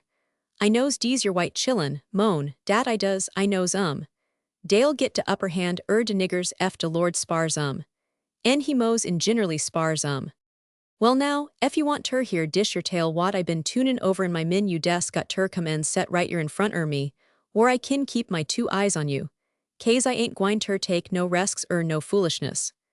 Now den, you des better behave, because he hit don't cost me nothin' fur ter cut dis tale right short off. One time dere was a miller man what live by a river en had a 1099. He was a mighty smart man. He tuck so much told dat he tuck en bide I am a house, and he want ter rent dat our house out ter folks, but de folks dey load dat de house was haunted. Dey'd come and rent de house, dey would, and move in dar, and den go upstairs and go ter bed. Dey'd go ter bed, dey would, but dey couldn't sleep, and time it got dey'd get out dat house. De miller man, he axed what de matter was, but dey des shuck dere head and lo de house was haunted. Den he tuck and try ter fine out what kind hant she was dat scare folks. He sleep in de house, but he ain't see nothin', en de mo's 85 what he year was a big ol' gray cat apromnatin' round and hollerin'. By mebbe hit got so dat day want no fun in havin' de haunted house, en when folks come long de miller man, he des up en tell dat de house us haunted. Some go up and some wouldn't, but dem what went up didn't stay. Case des bout bedtime day'd fetch a yell en des come erishin' down, and all de money in de United States Georgie wouldn't get fur ter go back up dar. Hit went on dis away twell one time a preacher man come long dar and say he wanted summers ter stay. He was a great big man, and he looked like he was good accordin'. De miller man say he hate mighty bad for to discommodate but he des pintedly ain't got no place whar he kin put sep dat our haunted house. De preacher man say he des soon stay dar as anywhars, case he been livin' in dese lowgrounds sora too long fur ter be sought back by anyone has hants. De miller man low dat he was afeard de hants worry mightly, but de preacher man low, he did, dat he used ter bane worried, and he up en tell de miller man dat he a heap rather stay in de house wid de hant, no matter how big she is, dan ter stay outdoors in de rain. So de miller man, he low he ain't got no mo 86 'pology fur ter make, because he de preacher man was ready fur ter face de hants, and set up dar and out blink dey wouldn't be nobody in de round world no gladder dan 999. Den de miller man showed de preacher man how ter get into house had a great big fear built. En atter de miller man was done gone, de preacher man drawed a cheer up ter de fear en waited fur de hants, but dey ain't no hants come. Den when dey ain't no hants come, de preacher man tuck and open up he satchel en got out some spar ribs en sot by de fear fur ter cook, en den he got down en said he prars, en den he got up en read he Bible. He was a mighty good man moan, en he prayed en read a long time. By mebbe, when his spar ribs get done, he got some bread out in his satchel, en fixed fur ter eat his supper. By de time he got all de meat off in one de ribs, de preacher man listened, and he yeard a monstrous scramblin' and scratchin' on de wall. He look around, he did, en dar was a great big black cat a sharpenin' claws on de door fasten. Folks don't talk, dat our cat was sight. Great long white toofs and great big yaller eyeballs ashinin' like day was lit up way back in her head. She stood dar a minute, dat ol' black cat did, en den she gun ter sidle up like she was gwine ter mount dat preacher man right dar and den. But de preacher man, he des shoot at and it seemed like dis sorter scared case she went off. She stood dar a minute, dat old black cat 999. 89 but de preacher man, he kept his eye open, and helt on ter his spar rib. Presently he year de old black cat comin' back, and dis time she fotch wid a great big gang cats. Dey was all black des like she was, and dere eyeballs shined and dere lashes was long and white. Hit look like de preacher man was agwine ter get surrounded. Dey come a sidlin' up, dey did, and de old black cat made a pass at de preacher man like she was agwine ter tar he eyes out. De preacher man dodged, but de next pass she made de preacher man fotch wipe with his spar rib and cut off one toes. Wid dat de old black cat fotch a yell dat you might a yeared a mile, and den she gin herself a sort a tweeze and made her disappearance up de chimbley, and when she do dat all de other cats made dare disappearance up de chimbley. De preacher man he got up, he did, and looked unto bed fur ter see ef he can find any mo cats, but dey was all done gone. Den he tuck and pick up de cat toe wat he done knock off wid de spar rib, and wrop it up in a piece paper and put it in he pocket. Den he 90 say his prayers some mo, and went ter bed and slept right straight along 12 broad daylight, and nothin' ain't dast ter botter 999. Next mornin' de preacher man got up, he did, and say his prayers and eat his breakfast, and den he lo ter hisef, dat hell go by and tell de miller man dat he mighty much oblige. Fo he start, hit come cross he min bout de cats wat pester I am de night befo, and he tuck and feel in he pockets fur de big black cat toe wat he done cut off wid de spar rib. But it seems like de toe done grow in de night, and bless goodness. When he unwrop it he want nothin' less dan a great big finger wid a ring on it. So de preacher man tuck and fix up all his contrapments, and den call on de miller man and tall I am, he was mighty much oblige case he let I am stay in de house. De miller man was 'stonish fur ter see de preacher man, case he knew dat when folks stay all night in dat house dey ain't come down no mo. He was 'stonish, but he didn't say much. He des stand still and wonder. But de preacher man, he up and ax 'bout de miller man's wife, and say he wants ter see and tell goodbye, bane as how dey de all been so good. So de miller man, he tuck and kyar de preacher in ter de room where his wife was layin' 91 in bed. De ol' oman had de counterpin drawed up under chin, but she look mighty bad round de eyes. Yit, she tuck and howdied de preacher man, and tol I am he was mighty welcome. Dey talk, dey did, and atter while de preacher man hoy out his hand fur ter tell de oman goodbye. But de oman, she belt out left hand, she did, like she want dat fur ter git shucken. But de preacher man wouldn't shake dat un. He say dat ain't nigh gwine ter do, because he when folks got any perlitness left dey don't never haul out de left hand. De oman she say her right was cripple, but her ol' man lo he ain't never hear 'bout dat befo, and den he tucken make pull it out from de kiver, and den dey seed dat one fingers was done clean gone. De miller man he up and lo. How come dis? De oman she lo, I cut it off. De miller man he lo, how you cut it off? De oman she lo, I knock it off. De miller man he lo, whereabouts you knock it off? De oman she lo, I broke it off. De miller man he lo, when you break it off. Den de oman she ain't say nothin'. She des 92 lay dar, she did, and pant and look skeered. De preacher man he study a little and den he say he spec he kin kyo dat han, and he tucked a finger out and he pocket and tried it onto oman's han, and it fit. Yassar, it fit into place right smick smack smooth. Den de preacher man he up and tell de miller man dat de oman was a witch, and wid dat de oman fetched a yell and kivered head wid de counterpin. Yit dis ain't do no good. Case de preacher man say he done look into books and de onlyest way fur ter kaya, a witch is ter bun and it ain't look so bad nother, case when day tied she tuck and tun ter be a great big black cat, and dat's de way she was when she was burnt. The little boy and his dogs. Uncle Remus' little patron seemed to be so shocked at the burning of the woman that the old man plunged at once into a curious story about a little boy and his 2 dogs. One time, said Uncle Remus, scratching his head as if by that means to collect his scattered ideas, Dara was a oman livin' longside de big road, and dish your oman she had one little boy. Seem like termy dat he muse a bin des bout yo size. He mout a been a little broader in de shoulder and a little longer in de leg, yit, take I am up one side and down de udder, he was des bout yo shape and size. He was a mighty smart little boy, and his mammy sot lots by 999. Seem like she ain't never have no luck ceptin' long wid dat boy. Kay's day was one time when she had a little gal, and bless yo soul. Somebody come long and tote de little gal off, and when dat happened to Oman ain't have no mo little gal, and de little boy ain't have no mo little sister. Dis make bof 94 mighty sorry, but look like de little boy was de sorriest, Kay's he show it de mostest. Some days he take a notion fur turgo and hunt his little sister, and den he go down de big road and climb a big pine tree, and get right spang into top, and look all round fur tur see if he can't see his little sister summers in de woods. He couldn't see but he stay up dar in de tree and swing in de wind, and lo tur hisself dat maybe he mout see by maybe.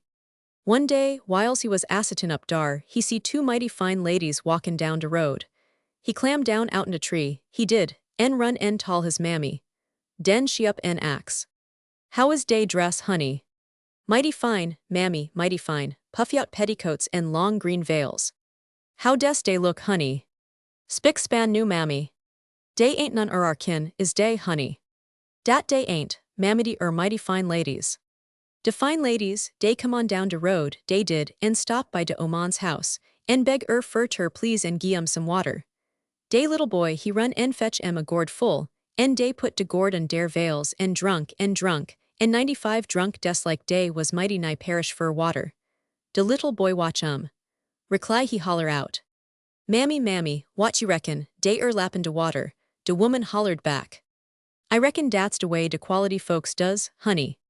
Den de ladies beg fur some bread, and de little boy tuck a pone. Day eat it like day was mighty nigh famish fur bread. By mebbe de little boy holler out and say, Mammy, mammy, what you reckon, day got great long tushes, do Oman she holler back. I reckon all de quality folks is got honey. Den de ladies ax fur some water fur to wash dere hands, and de little boy brung some. He watch and by mebbe he holler out. Mammy, mammy, what you reckon, day got little bit hairy hands and arms, do Oman she holler back. I reckon all de quality folks is got honey. Den de ladies beg de Oman fur tur please, and let de little boy show war de big road forks. But de little boy don't want tur go. He holler out. 96 mammy, folks don't hatter be showed war de road forks. But de Oman she low. I reckon de quality folks does, honey. De little boy, he gun tur wimpy and cry kays, he don't want tur go wid de ladies. But de Oman say he oughter be shame hissef fur tur be gwine on dat away fo de quality folks. En mo en dat. He mout run upon his little sister en fetch home. Now dish your little boy had two mighty bad dogs. One was named Minimini Morek, and de tur one was named Fallerlinsko, en day was so bad day hatter be tied into yard day and night, sep when day woosn't ahintin. So de little boy, he went en got a pan water and sot down into middle de flow, en den he went en got a willer limb, and he stuck it into ground. Den he low. Mammy, when de water in dish your pan tons tur blood, den you run out en ton loose Minimini Morek en Fallerlinsko, en den when you see dat dar while your limb a shakin, you run en sick on my track. Do Oman, she up and say shed ton de dogs loose, en den de little boy he stuck his hands in he pockets, and went on down de road a whisserlin des same as any other little boy, sep dat he 97 was lots smarter. He went on down de road, he did, en de fine quality ladies day come on behin. De furder he went de faster he walk. Dis make de quality ladies walk faz, too, and he want so mighty long fo de little boy year mackin a mighty cuse fuss, and when he tun round, bless gracious. Day was a pantin, Kay's day was so tired and hot. De little boy lo tur hissef dat it mighty cuse how ladies kin pant same ease a will varmint. But he say he spec dat de way de quality ladies does when day gets hot and tired, and he make like he can't year Kay's he want tur be nice and perlite. Atter a while, when de quality ladies tink de little boy want lookin at he seed one drap down on all fours, en trot long des like a varmint, ent want long fo de other one drap down on all fours. Den de little boy load. Shoo, dat de way quality ladies raise dursef. When dey get tired I reckon a little chap bout my size better be fixin fur tur raise hissef. So he look round, he did, and he tuck en pick out a great big pine tree by de side de road, en gun to clam it. Den when dey see dat, one de quality ladies low. My goodness, what in de world you up tur now, little boy he say, says he. 98 im des clammin a tree fur ter raise my bones. Ladies, day low. Wint you raise on de ground, little boy say says-y. Because I like ter, get up war it cool and high. De quality ladies, day tuck and walk round and round de tree like day was mejan it fur ter see how big it is. By mebbe, atter while day say says-y. Little boy, you better come down from dar and show us de way ter de forks de road. Den de little boy low. Des keep right on, latest y'all fin de forks de road, you can't miss I'm afeard fur ter come down, case I might fall and hurt some you all. De ladies day say says-y. You better come down your foe, we run and tell yo mammy how bad you is. De little boy low. Whiles you tellin please, tell how skeered I is. Den de quality ladies got mighty mad. Dey walked round dat tree and fairly snorted. Dey pulled off dare bonnets, and dare veils, and dare dresses, and lo and beholds.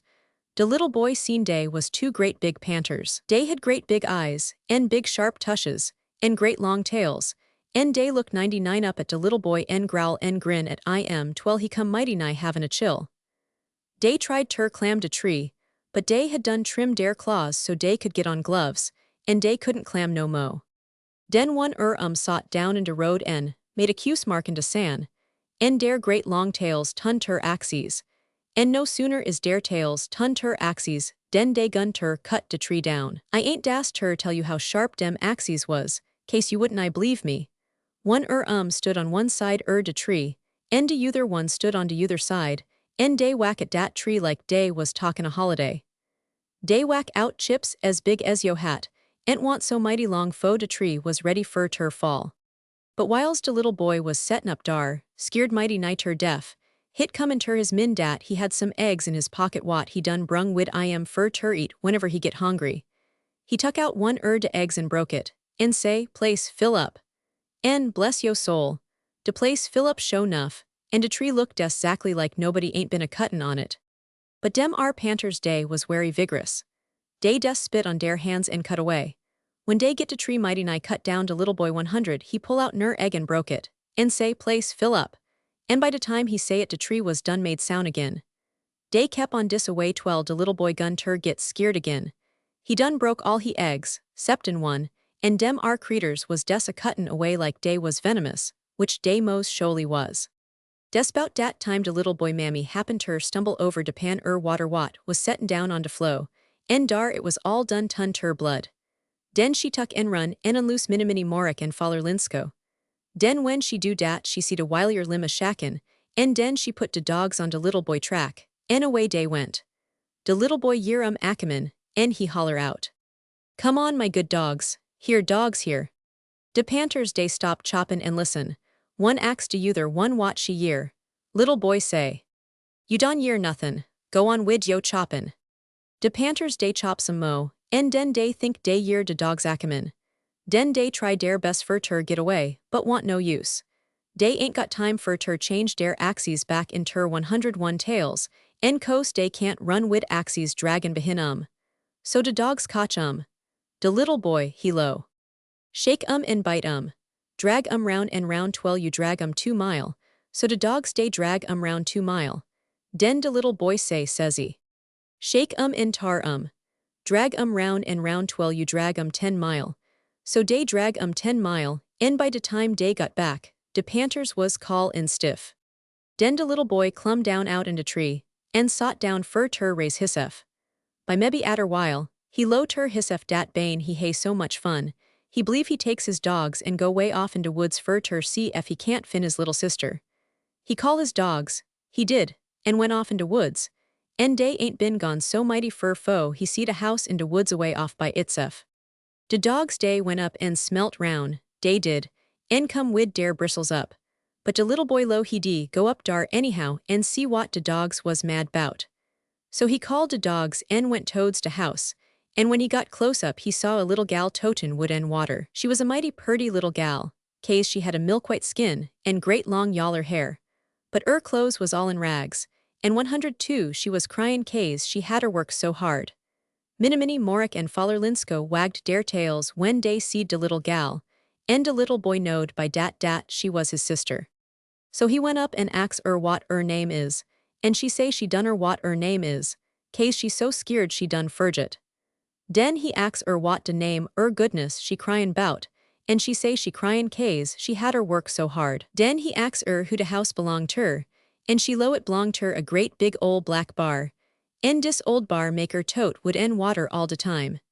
She say de water is ter go in de big washpot, and de wood is fur ter make de pot bile, and de pot was ter cook folks wat de great big ol' bar brung home ter he chillins.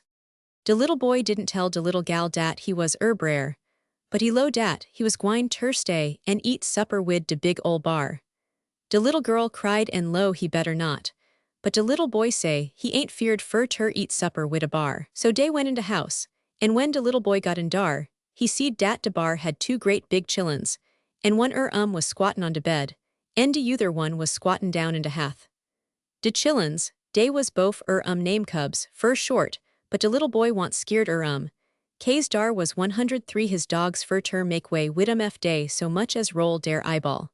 De ol' bar was a mighty long time comin' back, so de little gal she up and fix supper, anyhow, and de little boy he tuck en Scrooge cubs fuss on one side and den on yuther, and him and de little gal got much as dey want. Atter supper de little boy told de little gal dat he de take, and comb har dest ter while away de time, but de little gal har ain't been comb fur so long, and it got in such a tankle, dat it make de po creeter cry fur ter hear anybody talkin' bout combin on it. Den de little boy lo he ain't gwine ter hurt and he tuck en warm some water in a pan and put it on har, and den he comb and curlt it des as nice as you mos ever see. When de ol' bar get home he was mighty tuck en back when he seed he had come nigh, and when he see all settin' down like day come den fur ter stay. But he was mighty perlite, and he shuck hands all round, and set down by de fear en dry his boots, and ax bout de craps, and lo dat de weather would be monstus fine day could get a little season rain. Den he tuck en make a great moration over de little gal's har, and he ax de little boy how in de round whirl kin he curl it en fix it so nice. De 104 little unlo it's easy enough. Den de ol' bar say he believe he like ter get his har curlt up dat way, and de little boy say, fill de big pot wid water. De ol' bar filled de pot wid water, den de little boy say, Bill of fear de pot and heat de water hot. When de water got scaldin' hot, de little boy say, all ready now, stick yo head in, hit es de onlyest way fur ter make yo har curl. Den de ol' bar stuck he head into water, en dot was de laws him, bless gracious. De scaldin' water curlt de har twell it come off, and I spec dat war day get de itty bout puttin' bar grease on folks har. De young bars dey cry like everything when dey see how dare daddy been treated, en dey want bite, and scratch de little boy and his sister. But dem dogstet minimini, Marek en dat Fallerlinskodi, des laid holt dem dar bars, en dey want enough left ter feed a kitten. What did they do then?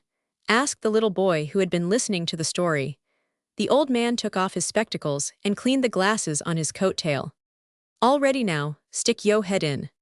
107 well sir, he went on, de little boy tuck en kyard his sister home, and his mammy says she ain't never gwine ter set no stow by folks wid fine clothes, case dey so seatful, no never so long as de Lord mout sparer. En den, atter dat, dey tuck en live ter jeer right straight long, and if it hadn't but a been fur de war, dey'd a been alivin dar now. Because war is a mighty dangersome business. How Black Snake caught the wolf. One time, said Uncle Remus, putting the noses of the chunks together with his cane, so as to make a light in his cabin, Brer Rabbit and Ol' Brer Wolf was gwine down de road ter jeer, and Brer Wolf, he lo dat times was mighty hard and money scase.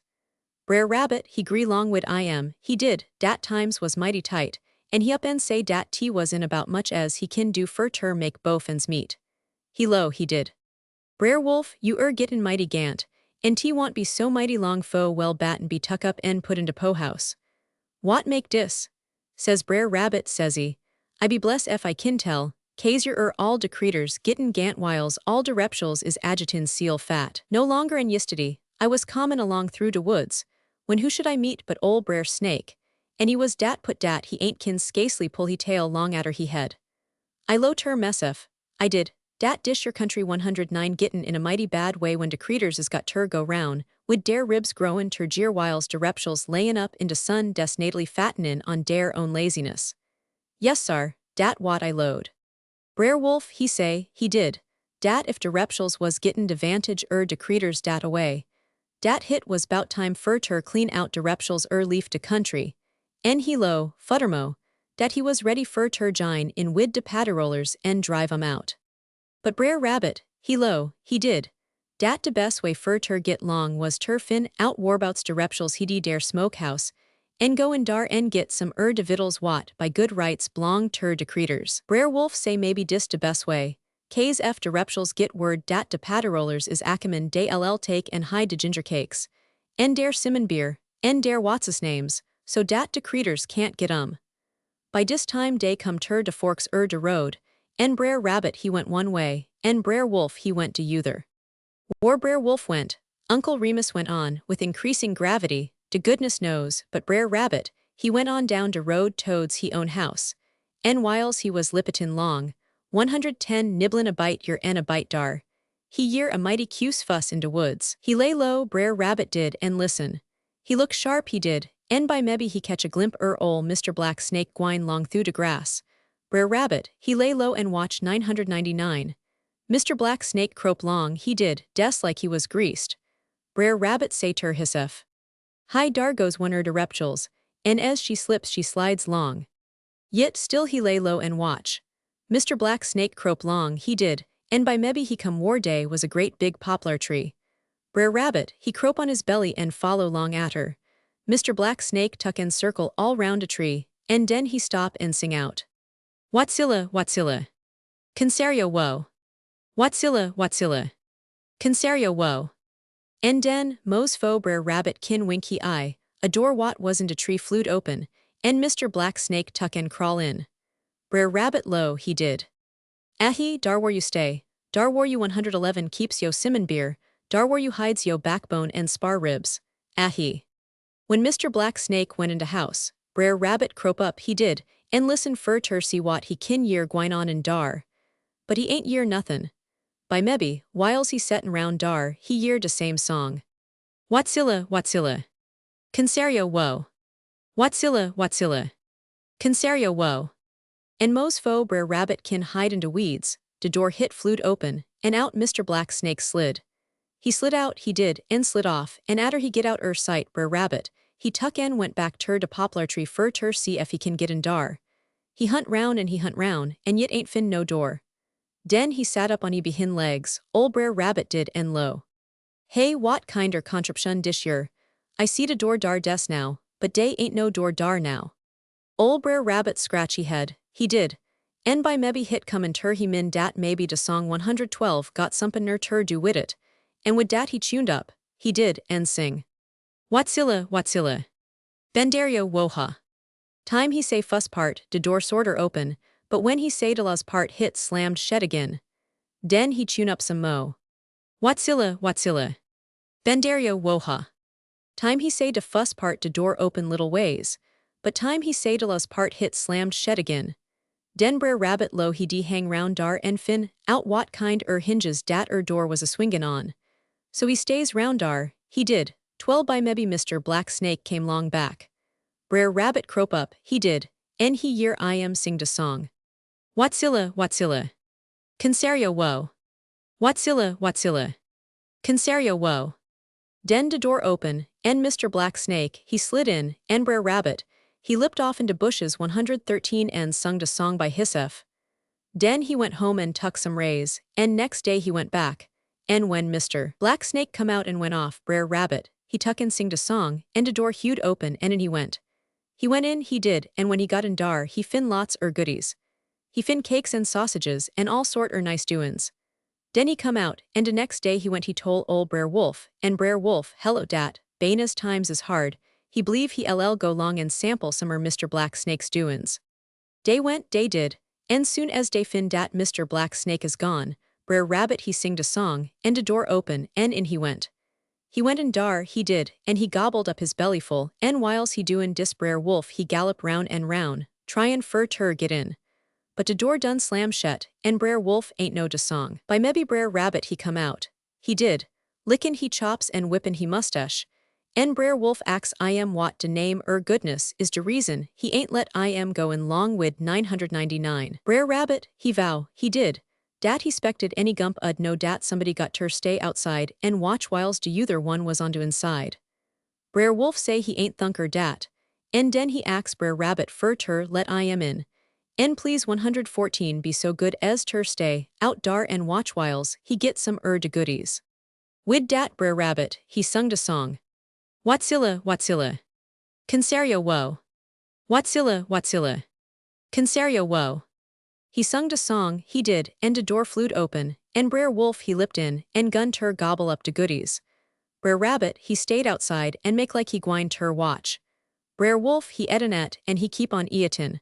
Brer Rabbit he tuck and stan off in de bushes, and by mebbe he year Mr. Black Snake a slidden through de grass. Brer Rabbit he ain't say nothin'. He low ter hissef he did, dat he was dar ter watch, and dat wat he gwine ter do ef de good Lord spar 999. So he set dar and watch, and Mr. Black Snake, he come a slidden up ter de house and sing de song, and den de door flewed open and in he went. Brer Rabbit set dar and watch so hard, he did, dat it look like he eyes gwine to pop out.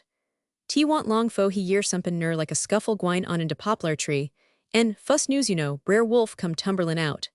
He come tumberlin out, he did, and down he fell, case Mr. Black Snake got I am tie hard and faz so he ain't kin run. And evy time he swung Mr. Black Snake tuck, and lash I am witty tail. 117 den, atter so long a time, Mr. Black Snake tuck and tie Brer Wolf up ter a limb, and dar dat creetur swung twixt de heaven and de yeth. He swung and swayed, and evy time he swung Mr. Black Snake tuck and lash I am witty tail, and evy time he lash I am Brer Rabbit holler out, he did. Sarve I am right, sarve I am right. And I let you know, said the old man, refilling his pipe, dat when Mr. Black Snake get through wid dat creetur, he ain't want no mo goodies. Why the guineas stay awake? One night when the little boy was waiting patiently for Uncle Remus to tell him a story, the guineas began to scream at a great rate, and they kept it up for some time. Ah Lord, exclaimed Uncle Remus, blowing the ashes from a sweet potato that had been roasting in the embers. Ah Lord, dem ar creeters is mighty cuse creeters. I boun you ef you go up dar war day is right now, y'all fin some kind varmint slippin' round on de bushes. Hit mout be ol' Brer Fox. I want say pintedly dat it's Brer Fox, the old man continued, with the air of one who is willing to assert only what he can prove, yit it mout be. But near min bout dat, Brer Fox no Brer Fox, dem guinea hens ain't gwine ter be cotch. De varmints kin creep up and slip up as de case may be, but dey ain't gwine to slip up and catch dem creeters asleep. 119 Don't the guineas ever sleep, Uncle Remus? The little boy inquired. His curiosity was whetted. Oh, I spec dey does sleep, replied the old man. Yasser, dey bleeged ter sleep, but dey ain't been cotch at it leastways, dey ain't been cotch at it not since Brer Fox crope up on long time ago. He cotch as nor in den, but he ain't cotch since, and he ain't gwine cotch no mo. You may go ter bed now, Uncle Remus went on, in a tone calculated to carry conviction with it. You may go ter bed and go ter sleep right now. But wake up whenst you will en y'all year dem guineas a cacklin, and a confabin out dar des same as eft was broad daylight. Seem like day ain't gwine ter furgit de time when Brer Fox crope up on en cotch sleep. When was that, Uncle Remus? The little boy asked, as he settled himself in the split-bottom chair in anticipation of a story. Well, said the old man, noticing the movement, you needn't ter primp Yosef fur no great long tail. Honey, case dish your tail ain't scasely long nuff fur ter tie a snapper on. Yit sech ease tea is you mo dan welcome. One time way long back yander dem guineas, was des as drowsy, when night come as any de 120 youther folks. Day de go ter ruse, day would, en day de drap off ter sleep time dare head touched a pillar. The pillow, Uncle Remus, exclaimed the little boy. Well, said the old man, rubbing his hand over his weather-beaten face to hide a smile, hit's all de same. In dem days dey coulda had pillars ef day dia wanted en bolsters, too, fur dat matter, en likewise fetterbeds, case day wouldn't a had ter go no fur ways fur de fetters. But near mind bout dat. No sooner did day get up on de ruse dan day drap off ter sleep, en day kep on dat away 12 by mebbe, one time, Brer Fox made up he min dat, he better be kinder sociable, en pay a call atter day done gone ter bed. Dar was times, continued Uncle Remus, as if endeavoring to be perfectly fair and square to all the parties concerned, when Brer Fox tuck a notion fur ter walk bout into daytime, But mos allers in ginnerly he done he pomernatin twixt sundown and sun up. I dunner what time night hit was when Brer Fox call on de guineas, but I spect was long toads de shank de evenin, as you may say. Yet sooner late, when he got ter where de guineas live at, he found all sound asleep. 121 Now, some folks when dey go anywheres fur ter make daysef sociable, en fin everybody falls asleep, would a ton round and made dare way back home. But Brer Fox ain't dat kind man. Dem guineas ruse so low and dey look so fine and fat dat, it make Brer Fox feel like dey was his fuss cousin. He sot down on his hunkers, Brer Fox did, and he look at and grin. Den he low ter hissef. Il des shake hands wid, one on and den il go. Well, continued Uncle Remus, Brer Fox went up and shuck hands wid one on and he must a squoze mighty hard, case de guinea make a mighty flutterment. And he muse a helt on wid a mighty tight grip, case when he tuck off his hat and bowed good be de guinea went long wid 999. Well, said the old man solemnly, you never is year tell such a racket as dem guineas kicked up when dey skiver dat Brer Fox done make off wid one on Dey squall and dey squall 12 day rousted up de whole neighborhoods. De dogs got ter barkin', de owls got ter hootin', de hosses got ter kickin', de cows got ter lowin', and de chickens got ter crowin'. And mo dan dat, Uncle Remus continued, 122 de guineas was dat skeered dat day ton right pale on de neck en on de gills. En ef you don't believe me you kin go up dar in de jardin and look at fur Yosef. But the little boy had no idea of going. He saw by Uncle Remus' air of preoccupation that the story was not yet concluded. And mo dan dat, said the old man, after a short pause, dey got skeered so bad dat from dat day ter dis day don't sleep sound at night. Dey may squat round in de shade and nod in de daytime, dough I ain't cotch at it, en dey may sort nod atter day go ter ruse at night. But ef a Betsy bug flies by yit ef a sparrow flutters in de bushes, dey wide awake, dey mos sholy is. Hit seem like ter me, Uncle Remus continued, dat day muse be hanted in dare dreams by ol' Brer Fox, case all times night you kin year gwine on. Look, dar he is, go way. Some folks say dat day holler, Patrek, but dem what talk dat away is mostly white folks, en dey ain't know nothin' tea all bout dem old times. Mars John and Miss Sally mount know, but ef dey does I ain't year sessa. How the terrapin was taught to fly. Uncle Remus had the weakness of the genuine storyteller. When he was in the humor, the slightest hint would serve to remind him of a story, and one story would recall another. Thus, when the little boy chanced to manifest some curiosity in regard to the whippoorwill, which, according to an old song, had performed the remarkable feat of carrying the sheep's corn to mill, the old man took great pains to describe the bird, explaining in his crude way how it differed from the chuckwilswidow, which is frequently mistaken for the whippoorwill, especially in the South. Among other things, he told the child how the bird could fly through the darkness and flap its wings without making the slightest noise. The little boy had a number of questions to ask about this, and the talk about flying reminded Uncle Remus of a story. He stopped short in 124 his explanations and began to chuckle. The little boy asked him what the matter was. "Shoo, honey," said the old man, "when you get ol' as I is, and yo membunce crops up and tickles you, you'll laugh too, dat you will. Talkin' all 'bout dish your flyin' business fotch up in my min de time, when ol' Brer Terrapin boned ol' Brer Buzzard fur ter larn him how ter fly. He got atter I am, and he kep atter I am. He begged and swatted and he begged. Brer Buzzard tole I am dat day was mos too much I am in one place, but Brer Terrapin, he des kep on atter I am, and by mebby Brer Buzzard lo dat ef nothin' else ain't gwine do I am. Hell des whirl in engine I am some lessons in flying fur ol' quaintance sakes. Dis make ol' Brer Terrapin feel mighty good, and he say he ready fur ter begin right now, but Brer Buzzard say he ain't got time des den. But hell be show en come round de next day en gin, ol' Brer Terrapin de fuss lesson. Ol' Brer Terrapin, he sot dar and wait, he did, and dough he nodded your end dar throw de night, hit look like ter I am dat day ain't never gwine ter come. He wait, he did, but by mebby de sun riz, ain't want so mighty long atter dat fo your come Brer Buzzard sailin' long. He 125 sailed round, and evy time he sail round he come lower, and atter while he lit. He lit he did, en passed a time day wid Brer Terrapin and ax I am is he ready. Brer Terrapin lo he been ready too long ter talk bout, en when Brer Buzzard year dis, he tuck in squat into grass and axe Brer Terrapin fur tur crawl upon he back. But Brer Buzzard back mighty slick, and demo Brer Terrapin try fur tur crawl up, demo while he slip back. But he tuck in crawl up atter while, and when he get sorter settled down, he did. You kin start now, Brer Buzzard, but y'all hatter be mighty keerful not tur run over no rocks and stumps. K's F dish your wagon gets tur joltin', I am a goner, says he.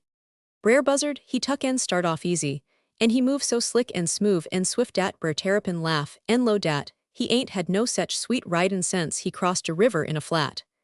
He sail round and round, he did, and gun Brer Terrapin a good ride, and den by mebbe he sail down tur de ground, and let Brer Terrian slip off'n he back. Next day he come round again, ol' Brer Buzzard did, and gun Brer Terrapin ner good ride, and de next day he done de same, and he keep on 126 doin' dis away. 'Twell atterwhile Brer Terrapin got de consate dat he kin do some flin on he own hook.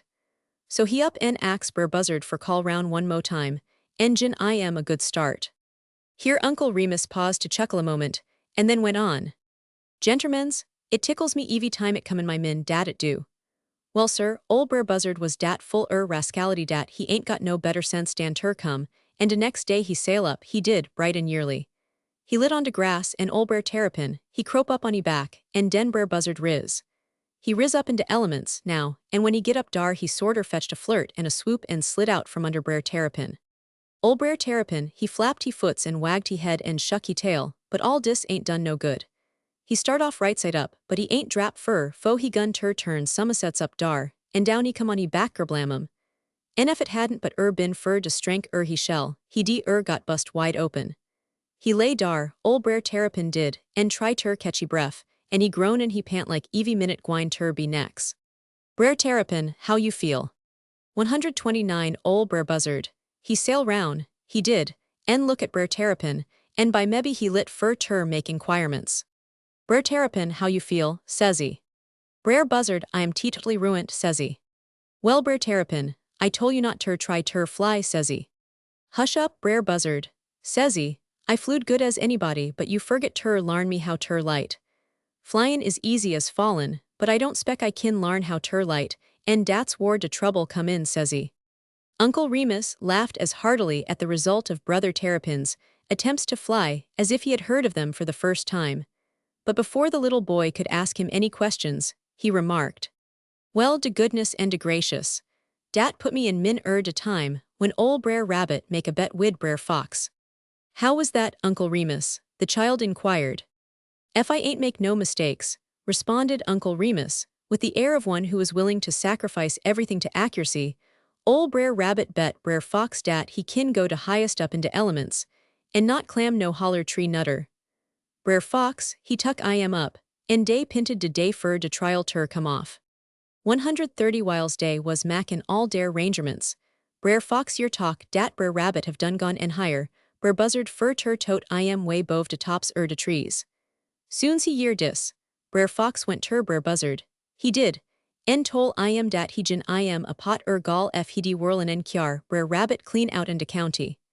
Brer Buzzard lo dat he was de vay man fur tur do dat kind business. So den when de time come fur de trial, Brer Fox, he was dar, en Brer Rabbit, he was dar, en Brer Buzzard, he was dar, en lots de other creeters. Dey flung cross en piles fur tur see which gwine tur start fuss, and it fell tur Brer Fox. He look round, old Brer Fox did, and wink at Brer Buzzard, and Brer Buzzard, he wink back good as he kin. Wid dat, Brer Fox tuck a runnin' start and clam a leanin' tree. Brer Rabbit say dat better dan he spected Brer Fox kin do, but he lo he gwine tur beat dat. Den he tuck and jump on Brer Buzzard back, and Brer Buzzard risen sail off wid 999. Brer Fox laugh when he see dis, en lo says he. Folks, ef you all got any interest in ol' Brer Rabbit, you des better tell I am good be, kase you want see I am no mo in de said diggins. Dis make all de other creeters feel mighty 131 good, kase in dem days ol' Brer Rabbit was a terrifier, dat he was. But dey all sot dar, dey did, en keep dere eye on Brer Buzzard, which he keep on gittin' higher and higher, en littler. Dey look, en by mebbe dey sorter see Brer Buzzard flop fuss one wing, en den de other. He keep on floppin' dis away, en evy time he flop, he get nigher and nigher de ground. He flop and fall, en circle round, and by maybe he come close ter de place war he start fum, and him en Brer Rabbit come down kerflip. En Brer Rabbit ain't no sooner hit de ground dan he rush off into bushes, and sought dar fur ter see what gwine ter happen next. But Uncle Remus, said the little boy, why didn't Brother Buzzard carry Brother Rabbit off and get the pot of gold? Bless yo soul, honey, dey was some mighty good reasons in de way. When ol' Brer Buzzard got way up into elements, he did. We gwine on a mighty long journey, Brer Rabbit. Brer Rabbit he laugh like a man wats adriven, a plowhouse wid, a badoon bit. You may be agwine on a long journey, Brer Buzzard. I don't spute dat, says he, but it'll be adder you done kyard me back war we start fum. 132, den Brer Buzzard he up en tell Brer Rabbit bout de bargain, he done make wid Brer Fox. Dis make Brer Rabbit laugh wuss en befo. Law, Brer Buzzard, says he, when it come ter mackin dat kinder bargain, you oughter make it wid me, case I'm a long ways a better trader dan what Brer Fox is. Brer Buzzard he don't spawn ter dat, but he keep on flyin' higher and higher, en furder away. By mebbe Brer Rabbit gun ter git kinder wannassy, and he low. Look like ter me we done got fur nuff, Brer Buzzard, says he, and ill be mighty much erbly, ef you kyar me back. Brer Buzzard keep on flyin' furder. By mebbe Brer Rabbit ax I am again, but Brer Buzzard keep on flyin' furder. Den ol' Brer Rabbit he low, says he. Ef I got ter des natally make you go back, I spec I better start in right now, says he. Wid dat Brer Rabbit retch down, he did, en bit Brer Buzzard under de wing. The little boy clapped his hands and laughed at this, and Uncle Remus laughed in sympathy. Yes sir, the old man went on, ol' Brer Rabbit retched down and bit Brer Buzzard under de wing, right spang and he most ticklish and tendersome 133 spot. Coast dis make Brer Buzzard shetty wing quick, en when he shetty wing, he bleeged her fall some. Den when he opened de wing out and catch hissef, Brer Rabbit holler out. Is you gwine back, Brer Buzzard? Brer Buzzard ain't say nothin', en den Brer Rabbit retch down en bit I am under de yuther wing. It keep on dis away twell it got so dat Brer Rabbit kin guide Brer Buzzard along des same as ef he done been broke ter harness, en dat's de way he made I am kyar I am back. The little boy enjoyed these stories very much, and was very sorry to see that Uncle Remus was not in the humor for telling any more. Perhaps his store was exhausted. At any rate, the old man flatly refused to cudgel his memory for another legend. The creature with no claws. When you get a leetle bit older dan what you is, honey, said Uncle Remus to the little boy, y'all know lots mo dan you does now. The old man had a pile of white oak splits by his side, and these he was weaving into a chair bottom. He was an expert in the art of bottoming chairs, and he earned many a silver quarter in this way. The little boy seemed to be much interested in the process. Hit's des like I tell you, the old man went on, I done had disputes on it. I done got so now dat I don't believe what I see, much less what I hear. It got turby war I kin put my hand on it and fumble wid it. Folks kin fool daysef lots wuss dan yuther folks kin fool and if you don't believe what I am adlin on you kin des ax Brer Wolf de next time you meet I am in de big road. 135, what about Brother Wolf, Uncle Remus? The little boy asked, as the old man paused to refill his pipe. Well honey, tea ain't no great long rigmarole. Hit's des one dese your tales what goes in a gallop 12 hit gets tur de jumpin' off place. One time Brer Wolf was gwine long de big road feelin' mighty proud and high-strung. He was a mighty high-up man in dem days, Brer Wolf was, and mos all de yuther creeters was feared tin 999. Well, he was gwine long lickin' his chops and walkin' sorter stiff-kneed, when he happened ter look down pon de ground and dar he seed a track in de sand. Brer Wolf stop, he did, and look at it, and den he low. Hey, what kind creeter dish yer? Brer Dog ain't make dat track, and needer is Brer Fox. Hit's one dese your kind creeters what ain't got no claws. Il des bout faller I am up, en ef I catch I am hell sholy be my meat. Dat de way Brer Wolf talk. He followed long atter de track, he did, and he look at it close, but he ain't see no print no claw. By mebbe de track tuck en tun out de road and go up a dreen war de rain done wash out. De track was plain dar in de wet sand, but Brer Wolf ain't see no sign no claws. 136 he foller, Brer Wolf did, and de track get fresher and fresher, but still he ain't see no print no claw. By mebbe he come in sight de creeter, and Brer Wolf stop, he did, and look at 999. He stopped stock-still and look. De Creter was mighty queer lookin', and he was cuttin' up some mighty queer capers. He had big head, sharp nose, and bob tail, and he was walkin' round and round a big dogwood tree, rubbin' his sides agin it. Brer Wolf watch I am a right smart while, and den he low. Shoo, dat creetur done been in a fight and lo's de best part he tail, en mo en dat, he got to each. K's ef he ain't got to each what make he scratch hisself dat away. I lay Ill let I am know who he foolin' long wid. Atter while, Brer Wolf went up a leetle nigher de creetur, en holler out. Heyo dar, what you doin' scratchin' yo scaly hide on my tree, en tryin' fur ter break hit down. De creetur ain't make no answer. He des walk round and round de tree scratchin' he sides en back. Brer Wolf holler out. I lay Ill make you year me, ef I hadder come dar whar you is. De creetur des walk round and round de tree, 137 and ain't make no answer. Den Brer Wolf hail I am agin, en talk like he mighty mad. Ain't you gwine ter min me, you imperdent scoundrel? Ain't you gwine ter mosey outer my woods, en let my tree lone? Wid dat, Brer Wolf march toads des creetur des like he gwine ter squish I am in de ground. De creetur rub hisself agin de tree, en look like he feel mighty good. Brer Wolf keep on gwine toads I am, en by mebbe when he get sorter close de creetur tuck en sot up on his behind legs des like you see squirrels do. Den Brer Wolf, he low, he did. Ahi, you beggin', is you? But tea ain't gwine ter do you no good. I mout let you off ef you'd amended me when I fuss holler atter you, but I ain't gwine ter let you off now. I am agwine ter larn you a lesson dat lil stick by you. Den de creetur sorter wrinkle up his face en moof, en Brer Wolf low. Oh, you neenter swell up and cry, you seatful villain.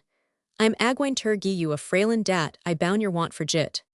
Brer Wolf make like he gwine ter hit de creetur, en den. Here Uncle Remus paused and looked all 138 around the room and up at the rafters. When he began again, his voice was very solemn. Well, sah, dat creetur des fotch one swipe dis away, en ner swipe dat away, en mos fo you kin wink yo eyeballs. Brer Wolf hide was mighty nigh teachly toward often 999. Atter dat de creetur santered off into woods, en gun ter rub hisself on ner tree. What kind of a creature was it, Uncle Remus? Asked the little boy. Well, honey, replied the old man in a confidential whisper, hit want nobody on de topside de yeth, but ol' Brer Wildcat. Uncle Remus Wonder Story. There was one story that the little boy whom Uncle Remus delighted to entertain asked for with great regularity, perhaps because it has in it an element of witchcraft, and was as marvelous as it was absurd. Sometimes Uncle Remus pretended to resent this continued demand for the story, although he himself, like all the Negroes, was very superstitious, and believed more or less in witches and witchcraft. Dat same old tale, he would say. Well, when is we gwine ter year de laws on it? I done tole you dat tale so much dat it make my flesh crawl, kase I des know dat some dese your lonesome nights, ill be assetin up your by de fear atter you done gone. Ill be assetin up your dreamin' bout gwine ter bed, en sumpin ner ll come a clowin' it to do, en ill up en ax who dat. En dale up en spawn lemmy in. En ill ondo to do, en dat ol' creetur lil walk in, en dat lil be de lazer po ol' Remus en den when 140 dat come ter pass, who gwine take time fur ter tell you tales. Dat what I like ter know. The little boy, although he well knew that there were no witches, would treat this statement with gravity, as the story to him was as fascinating as one of the 1,001 Nights. Well, Uncle Remus, he would say, just tell it this time. Whereupon the old Negro, with the usual preliminary flourishes, began. One time, way back yander, when de moon was lots bigger dan what she is now, dar was ol' witch wolf livin' way off in de swamp, en dish your ol' witch wolf was up to ter all sorts contrariness. Look like she was crossways wid de whole creation. When she want doin' devilment, she was studyin' up devilment. She had a mighty way, de ol' witch wolf did, dat when she get hungry shed change ersef ter be a oman.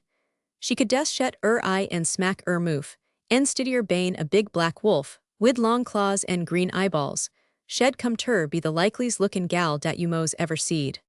It seemed like she loved ter eat folks, but fo she can eat she had her marry and when she take a notion, she des change ersef ter be a likely lookin' gal, en sales en get married. Den when she do dat, she des take en change ersef back 141 ter be a wolf, en eat up raw. Go war you kin, and war you mout, and yet I don't spec you kin fin any wuss creetur dan what dis ol' witch wolf was. Well, sir, at the same time when dis ol' witch wolf gwine on dis away, dey was a man livin' in de neighborhood what she took a mighty notion fur ter marry. De man had lan', but she ain't want de lan'. De man had hosses, but she ain't want de hosses. De man had cows, but she ain't want de cows. She des natally want de man hissef, kase he mighty fat and nice. Did she want to marry him, Uncle Remus? The little boy asked, as though the tale were true, as indeed it seemed to be while Uncle Remus was telling it and acting it. To be sho, honey, dat's zactly what she want. She want ter marry I am and eat I am up. Well den, when she get everything good and ready, she des tuck en back years, and bat eyes, and smack moof, and dar she woos a likely young gal. She up en got ter de looking glass, she did, and swinge har wid de curlin tongs, and tie ribbons on clothes and fix up bowcatchers. She look nice, fit ter kill now. Den she tuck en pass by de man house, and look back and snicker, en haul head on one side, and sorter shake out 142 clothes, and put hand up fur ter cf de harpens in dare place. She pass by dis away lots times, en by mebby de man cotch a glimp on and no sooner is he do dis dan she wave her hankcher. De man he watch and watch en by mebby, atter she kep on whippin' by, he come out and hail and den she tuck en stop, en nibble at fan en fumble wid hankcher, en dey tuck en standar, dey did, en past a time day. Atter dat de sun never risen set widout she haul some confab wid de man, and he want long fo de man took a notion dat she de very gal fur a wife, wat he been ahantin fur. Wid dat day des got right down ter old-fashioned courtin'.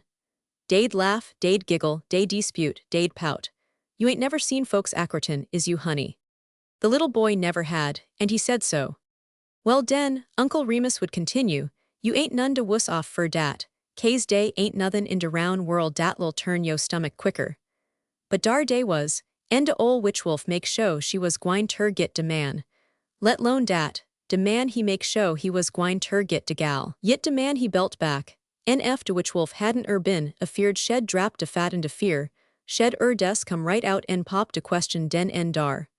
But de man he helt 143 back and helt back, en by mebby he say ter hissef, he did, dat he spec he better make some inquirements bout dis your gal.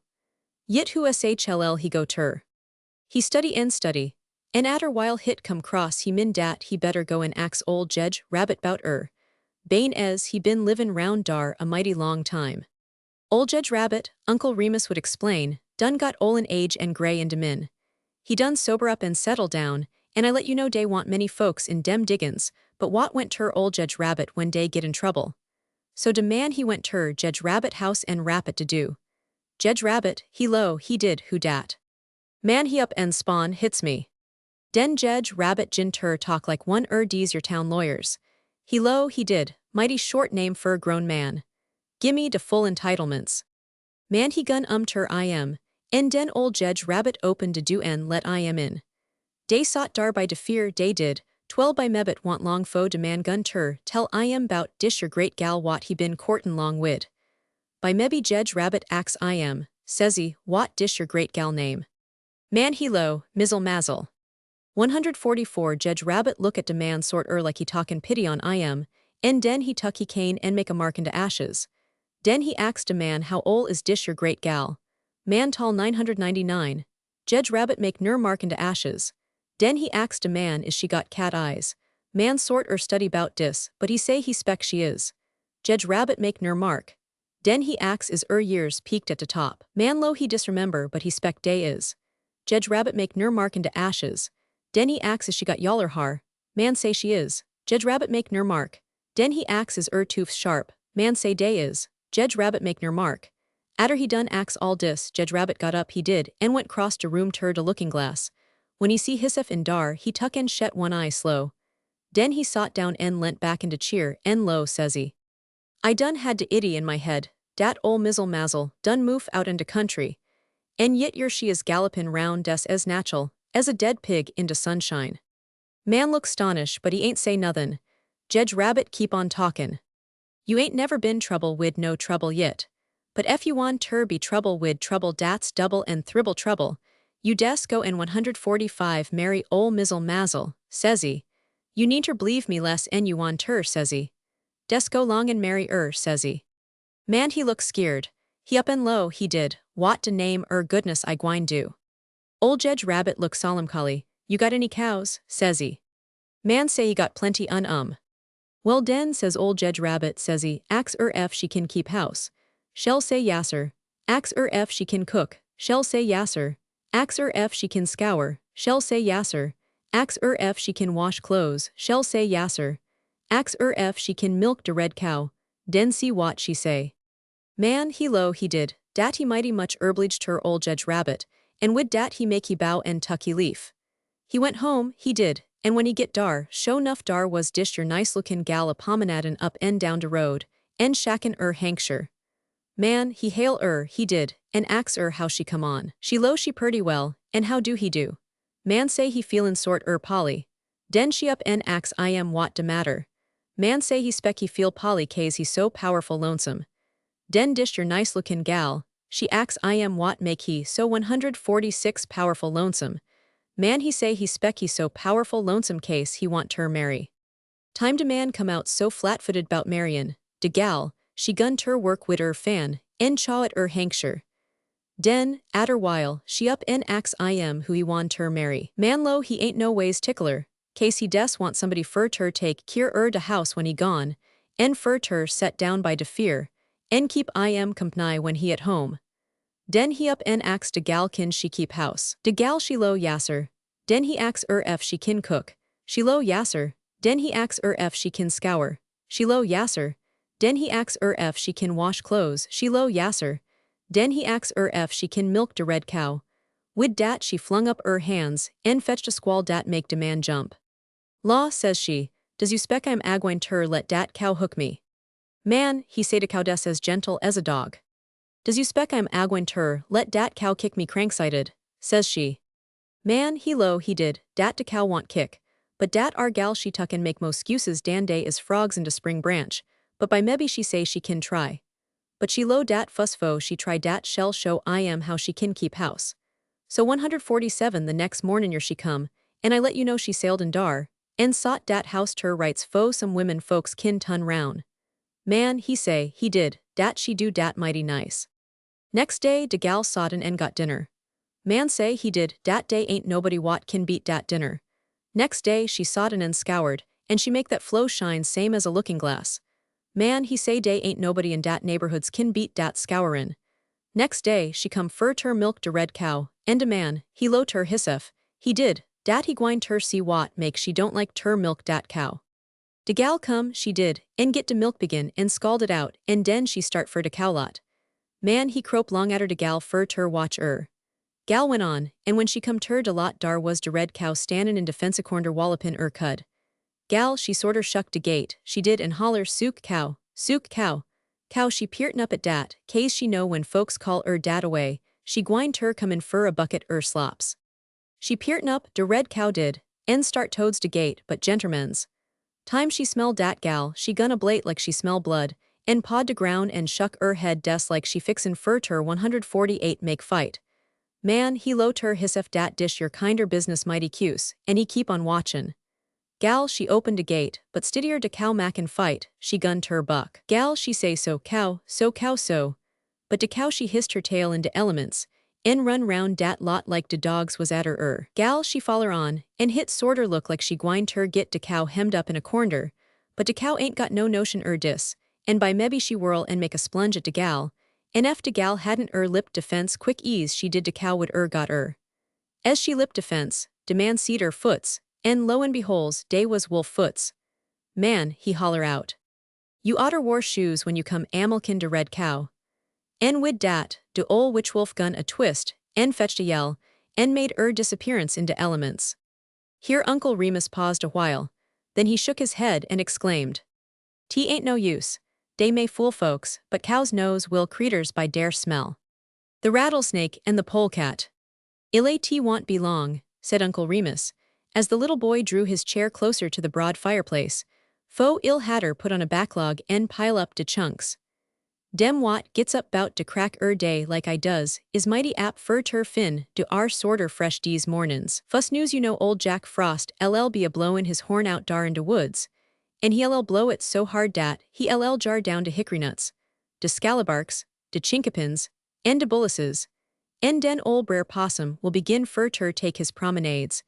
And if I don't catch I am hit ll because I'm too stiff in my jints fur ter toiler, long adder de dogs. Dish your kinder freshness into our wat make yo breath smoke, when you blow it outen yo moof, continued Uncle Remus. Puts me into min de time, when Brer Polecat was ahintin fur a new house. De wetter was gittin kinder shivery, en Brer Polecat he sought out ter fin, a good warm place where he kin stay when de freeze come on.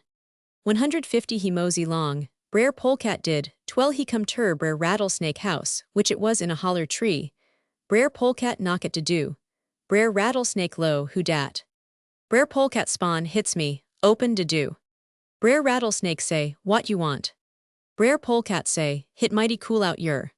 Brer Rattlesnake low, dat what a year folks say. Brer Polecat up en spawn, says he, hit too call fur ter stan out yer. Dat what a year tell, says Brer Rattlesnake, says he. I wanter come in dar war hits warm, says Brer Polecat, says he. Brer Rattlesnake low dat too in dat house, would be a big crowd. Brer Polecat say he got de name Bane, a mighty good housekeeper. Brer Rattlesnake say hit mighty easy fur anybody fur ter, keep t'other folks house. Brer Polecat say he gwine come in anyhow. Brer Rattlesnake low, dey ain't no room in your fur you. Brer Polecat laughin' say, shoo Brer Rattlesnake, everybody gives me room. I go long de road, I does, en meet Mr. Man. I walks 151 right toads I am, and he bleeged her gi me room. I meet all de critters, en dey bleeged her gi me room. Brer Rattlesnake say, dat what a year tell. Brer Polecat low, don't you pester Yosef bout room. You des lemme git in dar war you is, en ill make room. Wid dat Brer Rattlesnake shot de do his house en sprung de latch. En atter so long a time, Brer Polecat went passin' off summers else. How the birds talk. Uncle Remus was not a field hand. That is to say, he was not required to plow and hoe and engage in the rough work on the plantation. It was his business to keep matters and things straight about the house, and to drive the carriage when necessary.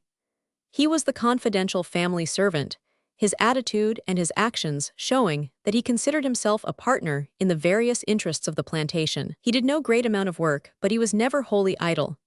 He tanned leather, he made shoes, he manufactured horse collars, fish baskets, footmats, scouring mops, and axe handles for sale. He had his own watermelon and cotton patches. He fed the hogs, looked after the cows and sheep, and in short was the busiest person on the plantation. He was reasonably vain of his importance, and the other Negroes treated him with great consideration. They found it to their advantage to 153 do so, for Uncle Remus was not without influence with his master and mistress. It would be difficult to describe, to the satisfaction of those not familiar with some of the developments of slavery in the South, the peculiar relations existing between Uncle Remus and his mistress, whom he called Miss Sally. He had taken care of her when she was a child, and he still regarded her as a child. He was dictatorial, overbearing, and quarrelsome. These words do not describe Uncle Remus' attitude, but no other words will do. Though he was dictatorial, overbearing, and quarrelsome, he was not even grim. Beneath everything he said there was a current of respect and affection that was thoroughly understood and appreciated.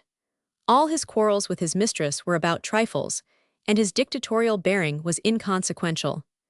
The old man's disputes with his Miss Sally were thoroughly amusing to his master, and the latter, when appealed to, generally gave a decision favorable to Uncle Remus. Perhaps an illustration of one of Uncle Remus' quarrels will give a better idea than any attempt at description. Sometimes, after tea, Uncle Remus' master would send the housegirl for him, under pretense of giving him orders for the next 154 day, but really for the purpose of hearing him quarrel. The old man would usually enter the house by way of the dining room, leaving his hat and his cane outside.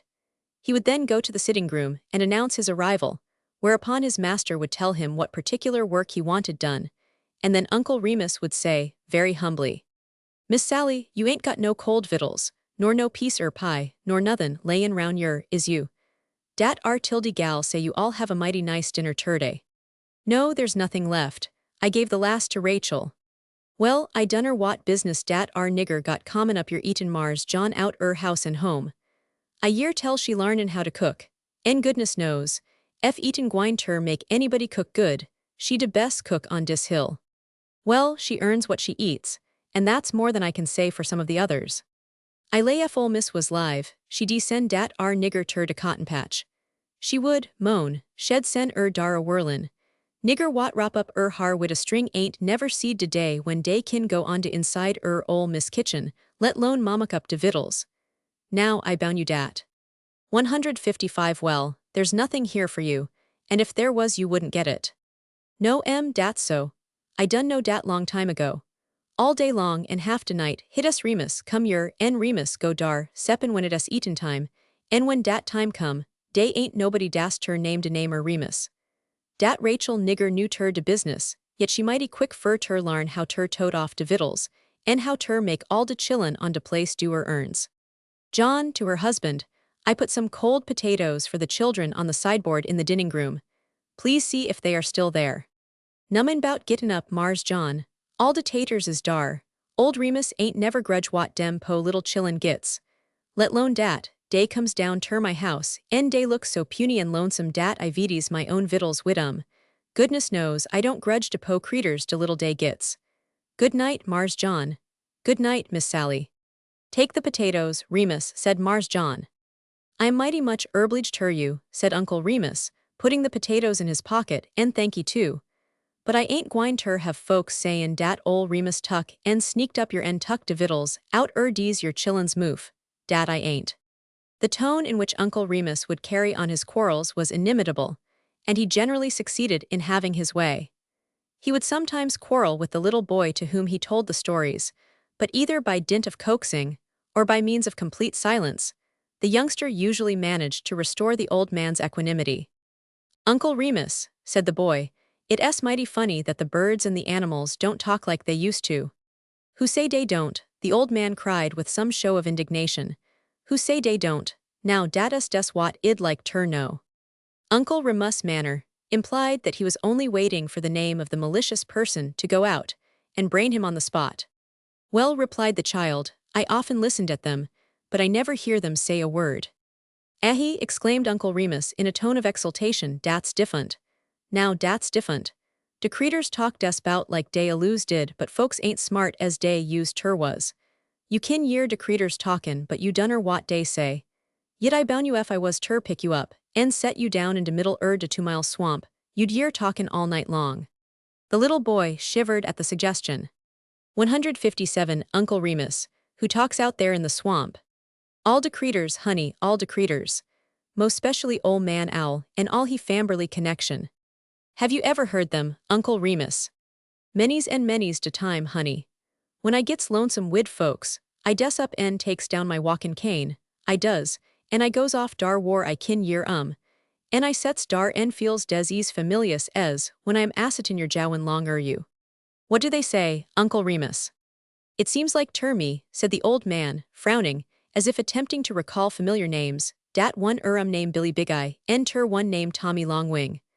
One sets in a poplar tree on one side de swamp, en tur one sets in a pine on tur side, Uncle Remus went on, as the child went a little closer to him. When night come, good and dark, Billy Big Eye sorter clear up he thought and low. Tommy Longwing, Tommy Longwing. Uncle Remus allowed his voice to rise and fall, giving it a faraway but portentous sound, the intonation being a weirdly exact imitation of the 158 hooting of a large swampel. The italicized words will give a faint idea of this intonation. Den, Uncle Remus went on, Ol' Tommy Longwing he dee wake up and holler back. How ho dat a callin', how ho dat a callin'. Billy Big Eye, Billy Big Eye. W'n't you come down tur my house. I couldn't come down to yo house. Tommy Longwing, why couldn't you?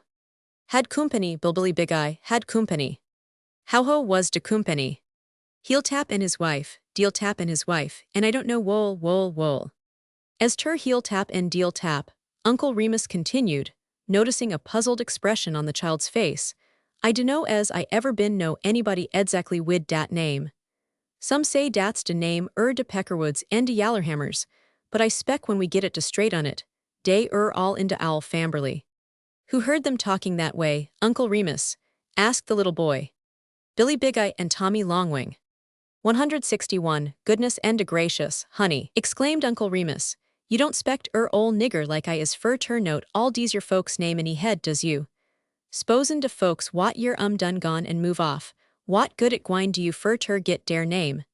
Sposen day was settin' right your long side you, what good dat gwine do? De truth, en folks name ain't gwine make it no trufer. Yet when it come ter dat, I kin go ter to do dar, en fetch a whoop, en fin you lots niggers what done bin year dat owl famberly gwine on into swamp dar. En you neen ter go no fudder dan Becky's bill, nutter. When dat nigger was growin' up, he went frolickin' round, and one night he come fru de 2 Mile swamp. He come fru dar, Uncle Remus went on, emphasizing the seriousness of the situation by a severe frown, des as supple in de min as what you is dis blessed minute. He come long, he did, and de fuss news a great big ol' owl flewed up in a tree and snap he bill des like somebody crackin' a whip. Becky's bill make like he ain't take no notice, but he sorter men he gate. Presently, ol' Mr. Owl flewed up in ner tree little ways ahead and smack he moof. Den he holler out. 162, who cooks fur you all. Becky's bill move on make like he ain't year nothing. Ol' Mr. Owl holler out. Who cooks fur you all. By dat time Becky's bill done get sorter skeered, and he stop and say. Well sir, endurin' de week mammy, she cooks. But on Sundays, and most specially F day got comp'ny, den ol' Aunt Dicey, she cooks. Ol' Mr. Owl, he ruffle up he feathers, he did, and smack he moof, and look down at Becky's bill and lo. Who cooks fur you all. Becky's bill, he take off he hat, he did, and lo says he. Well sir, hit's des like I tell you. Mo and ginnerly endurin' de week mammy, she cooks, but on Sundays, most specially when day got comp'ny, ol' Aunt Dicey, she cooks. Ol' Mr. Owl, he keep axin', and Becky's bill keep on tellin' twell by mebbe Becky's bill, he got skeered, and tired, and mad, and den he leapt out from dar and he run home like a quarter hoss. And now if you get I am in dat swamp you got ter go long wid 999. The little boy sat and gazed in the fire after Uncle Remus had paused. He evidently had no more questions to ask. After a while the old man resumed. But T ain't des de owls dat kin talk. I des want you ter get up in de mornin' and listen at de chickens. I kin set right your tell you des zactly what you year say. The little boy laughed, and Uncle Remus looked up into the rafters to hide a responsive smile. De old Dominicker hen, she fly often nest into hostruff, and squall out. Eggs I lay evy day and your day come and take 'em way. I lay, and yet I had her go barefooted. If I lay, and lay 12 doomsday, I know ill had her go barefooted. Uncle Remus managed to emphasize certain words, so as to give a laughably accurate imitation of a cackling hen. He went on. Now den, when de rooster year de Dominicker hen a cacklin', I boun you he gwine ter jine in. Hell up and say, says he. Yo foot so big, yo foot so wide, yo foot so long. I can't get a shoe turfateet. In den dar day have it, up and down, qualin' des like Shauna folks. The little boy waited for Uncle Remus to go on, but the old man was done. He leaned back in his chair and began to hum a tune. After a while the youngster said, Uncle Remus, you know you told me that you'd sing me a song every time I brought you a piece of cake. I spect I did, honey, I spect I 999. Ol' as I is, I got a mighty sweet tooth, yet I ain't see no cake dis night. Here it is, said the child, taking a package from his pocket. Yasser, exclaimed the old man, with a chuckle, dar she is. And all wrap up in de bargain. I am mighty glad you helt her back, honey, kaze now I can take dat cake and tune up wid and sing you one dem old-time songs, en folks gwine by say we kjarn on a campmeetin'. The foolish woman. When you see de say your niggers wat rop de har wid a string, said Uncle Remus to the little boy one day, apropos of nothing in particular except his own prejudices, you des keep yo eye on You des watch kaze ef you don't dale take and trip you up die will dat, des as show as de whirl. En ef you don't believe me, you kin des ax yo mammy. Many's and many's de time is Miss Sally driv niggers out en de big house yard kaze day got dare har rop up wid a string. I been lookin' en peepin', en listenin' en eavesdrappin' in de low grounds a mighty long time, en I ain't near sot eyes on no nigger wat rop dare har wid a string, but wat day was de means kind nigger. En if you ax anybody what know bout niggers dale tell you de same. But Uncle Remus, said the little boy protestingly, doesn't Aunt Tempy wrap her hair with a string? Who, Sis Tempy, shoo, exclaimed the 166 old man scornfully. Why war yo eyes, honey? Next time you see Sis Tempy you take and look at right close, nf har ain't platted den I am a chinny. Now dat's what. Well, they don't bother me, said the little boy. Dat they don't, exclaimed Uncle Remus enthusiastically. Dey don't dast her, case dey no f dey do, dey'll have old Remus at her and mean as dey is, dey no hit ain't gwine ter do ter git de ol nigger at her Hit seem like ter me dat one time I year a mighty funny tale bout one dees your niggers wat rop der har wid a string. But I spec it mo's too late fur ter start in fur ter, tell a tale kazi presenti yowl be assitin up dar in dat cheer dar faz sleep. And I am agitin too olin stiff fur ter, be totin you round your like you was a sack bran. Oh, I am not sleepy, Uncle Remus, the little boy exclaimed. Please tell me the story. The old man stirred the embers with the end of his cane, and seemed to be in a very solemn mood. Presently he said, "T ain't so mighty much of a tale, yit it ll do fur ter go ter bed on. One time day was a nigger man wat tuck en married a nigger oman, and dish your nigger oman kep har rop up wid a string 167 night and day. Dey married, and dey went home ter housekeepin'. Dey got 'em some pots, and dey got 'em some kittles, and dey got 'em some pans, and dey got 'em some dishes, and dey start in, dey did, des like folks does when dey gwine ter stay at home. Dey rocked on, dey did," said Uncle Remus, scratching his head with some earnestness, and it seemed like dey was havin' a mighty good time. But one day when dish your nigger man was gone ter town atter some vittles, the nigger oman she gun ter git fretted. "Cose, honey, you dunner how de women folks goes on, but I bound y'all know fo you gits as ol and as crippled up into jints as wat I is. Well, dish your nigger oman, she gun ter fret and ter worry, and by mebbe she got right down mad." "But what did she get mad about, Uncle Remus?" the little boy asked. "Well, sir," said the old man condescendingly, "ill up and tell you. She was des like youther women folks, and she got fretted case de days was long and de wetter hot. She got mad and she stayed mad. Evy time she walked cross de flow de dishes rattle in de cupboard, and de mo shed fix de wuss day'd rattle. Cose, dis make lots madder dan wat she was at fust, and by mebbe she tuck and holler out. 168, what make you rattle? Dishes day keep on aratlin. What make you rattle so? I ain't gwine ter have no rattlin round yer. Dishes day keep on aratlin and aratlin. Do oman she holler out. Who you rattlin at? I am de mistis dis house. I ain't gwine ter have none yo rattlin round yer. Dishes day rattle and rattle. Do oman she holler out. Stop dat rattlin, I ain't gwine ter have you sassin back at me dat way. I am de mistis dis house. Den she walked up and down, and evy time she do dat de dishes dey rattle wuss and wuss. Den she holler out. Stop dat sassin at me, I tell you. I am de mistis in dis house. Yit de dishes keep on rattlin and shackin, and by mebbe do oman run ter de cupboard. She did, and grab de dishes and fling out in de yard, and no sooners she do dis dan day was busted all ter flinders. I tell you what, moan, said Uncle Remus, after pausing a moment to see how this proceeding had affected the little boy. I tell you what, 169 moan, women folks is mighty cuse. Day is dat, des as show as de whirl. By mebbe de nigger man come home, and when he see all de dishes broke up he was 'stonish, but he ain't say nothin'. He des look up at de sun fur ter see wat time it is, and feel hissef fur ter see ef he well. Den he up and holler.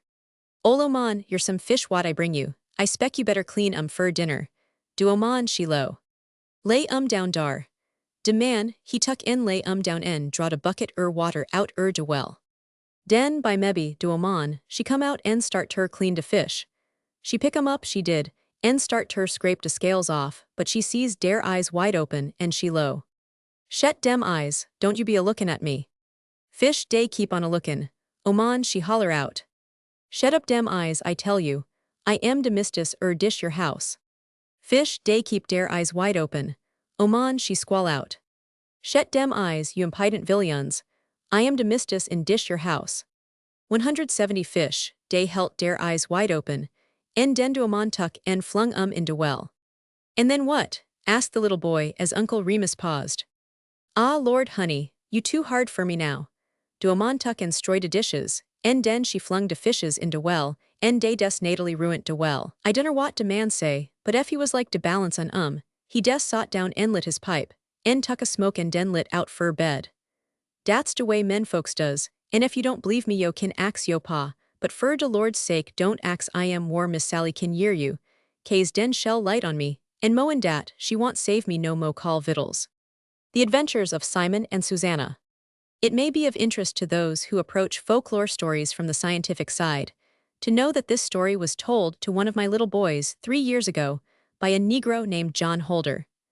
I have since found a variant, or perhaps the original, in Thiel's Kaffir folklore. I get one tale on my min, said Uncle Remus to the little boy one night.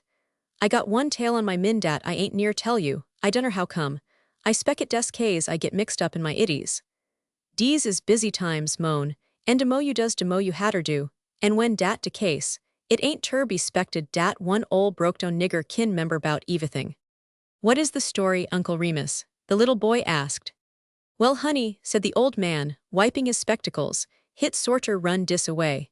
One time day was a man what had a mighty likely daughter. Was he a white man or a black man? The little boy asked. I clarter gracious, honey, exclaimed the old man, you are pushin' me mos too close. Fur 172 all I kin tell you, de man mout been as white as de driven snow, he mout been de blacks a fickin' de whole kit and billin'. I am des tellin' you de tale, and you kin take de man and whitewash I am, you kin black I am up des as you please. Dat's de way I looks at it. Well, one time day was a man, and dish your man he had a mighty likely daughter. She was so purty dat she had mo bows dan what you got fingers and toes. But de gal daddy, he got his suspicions bout all and he want let come round de house. But dey kep on pesterin' I am so, dat by mebbe he give word out dat de man what kin clear up 6 acres lan and roll up de logs, and pile up de bresh in one day, dat man kin marry his daughter. In coast dis look like it unpossible, and all de bows drap off 'ceppin one, and he was a great big strappin' chap what look like he kin knock a steer down. Dis chap he was named Simon, and de gal she was named Susanna. Simon, he loved Susanna, and Susanna, she loved Simon, and dar it went.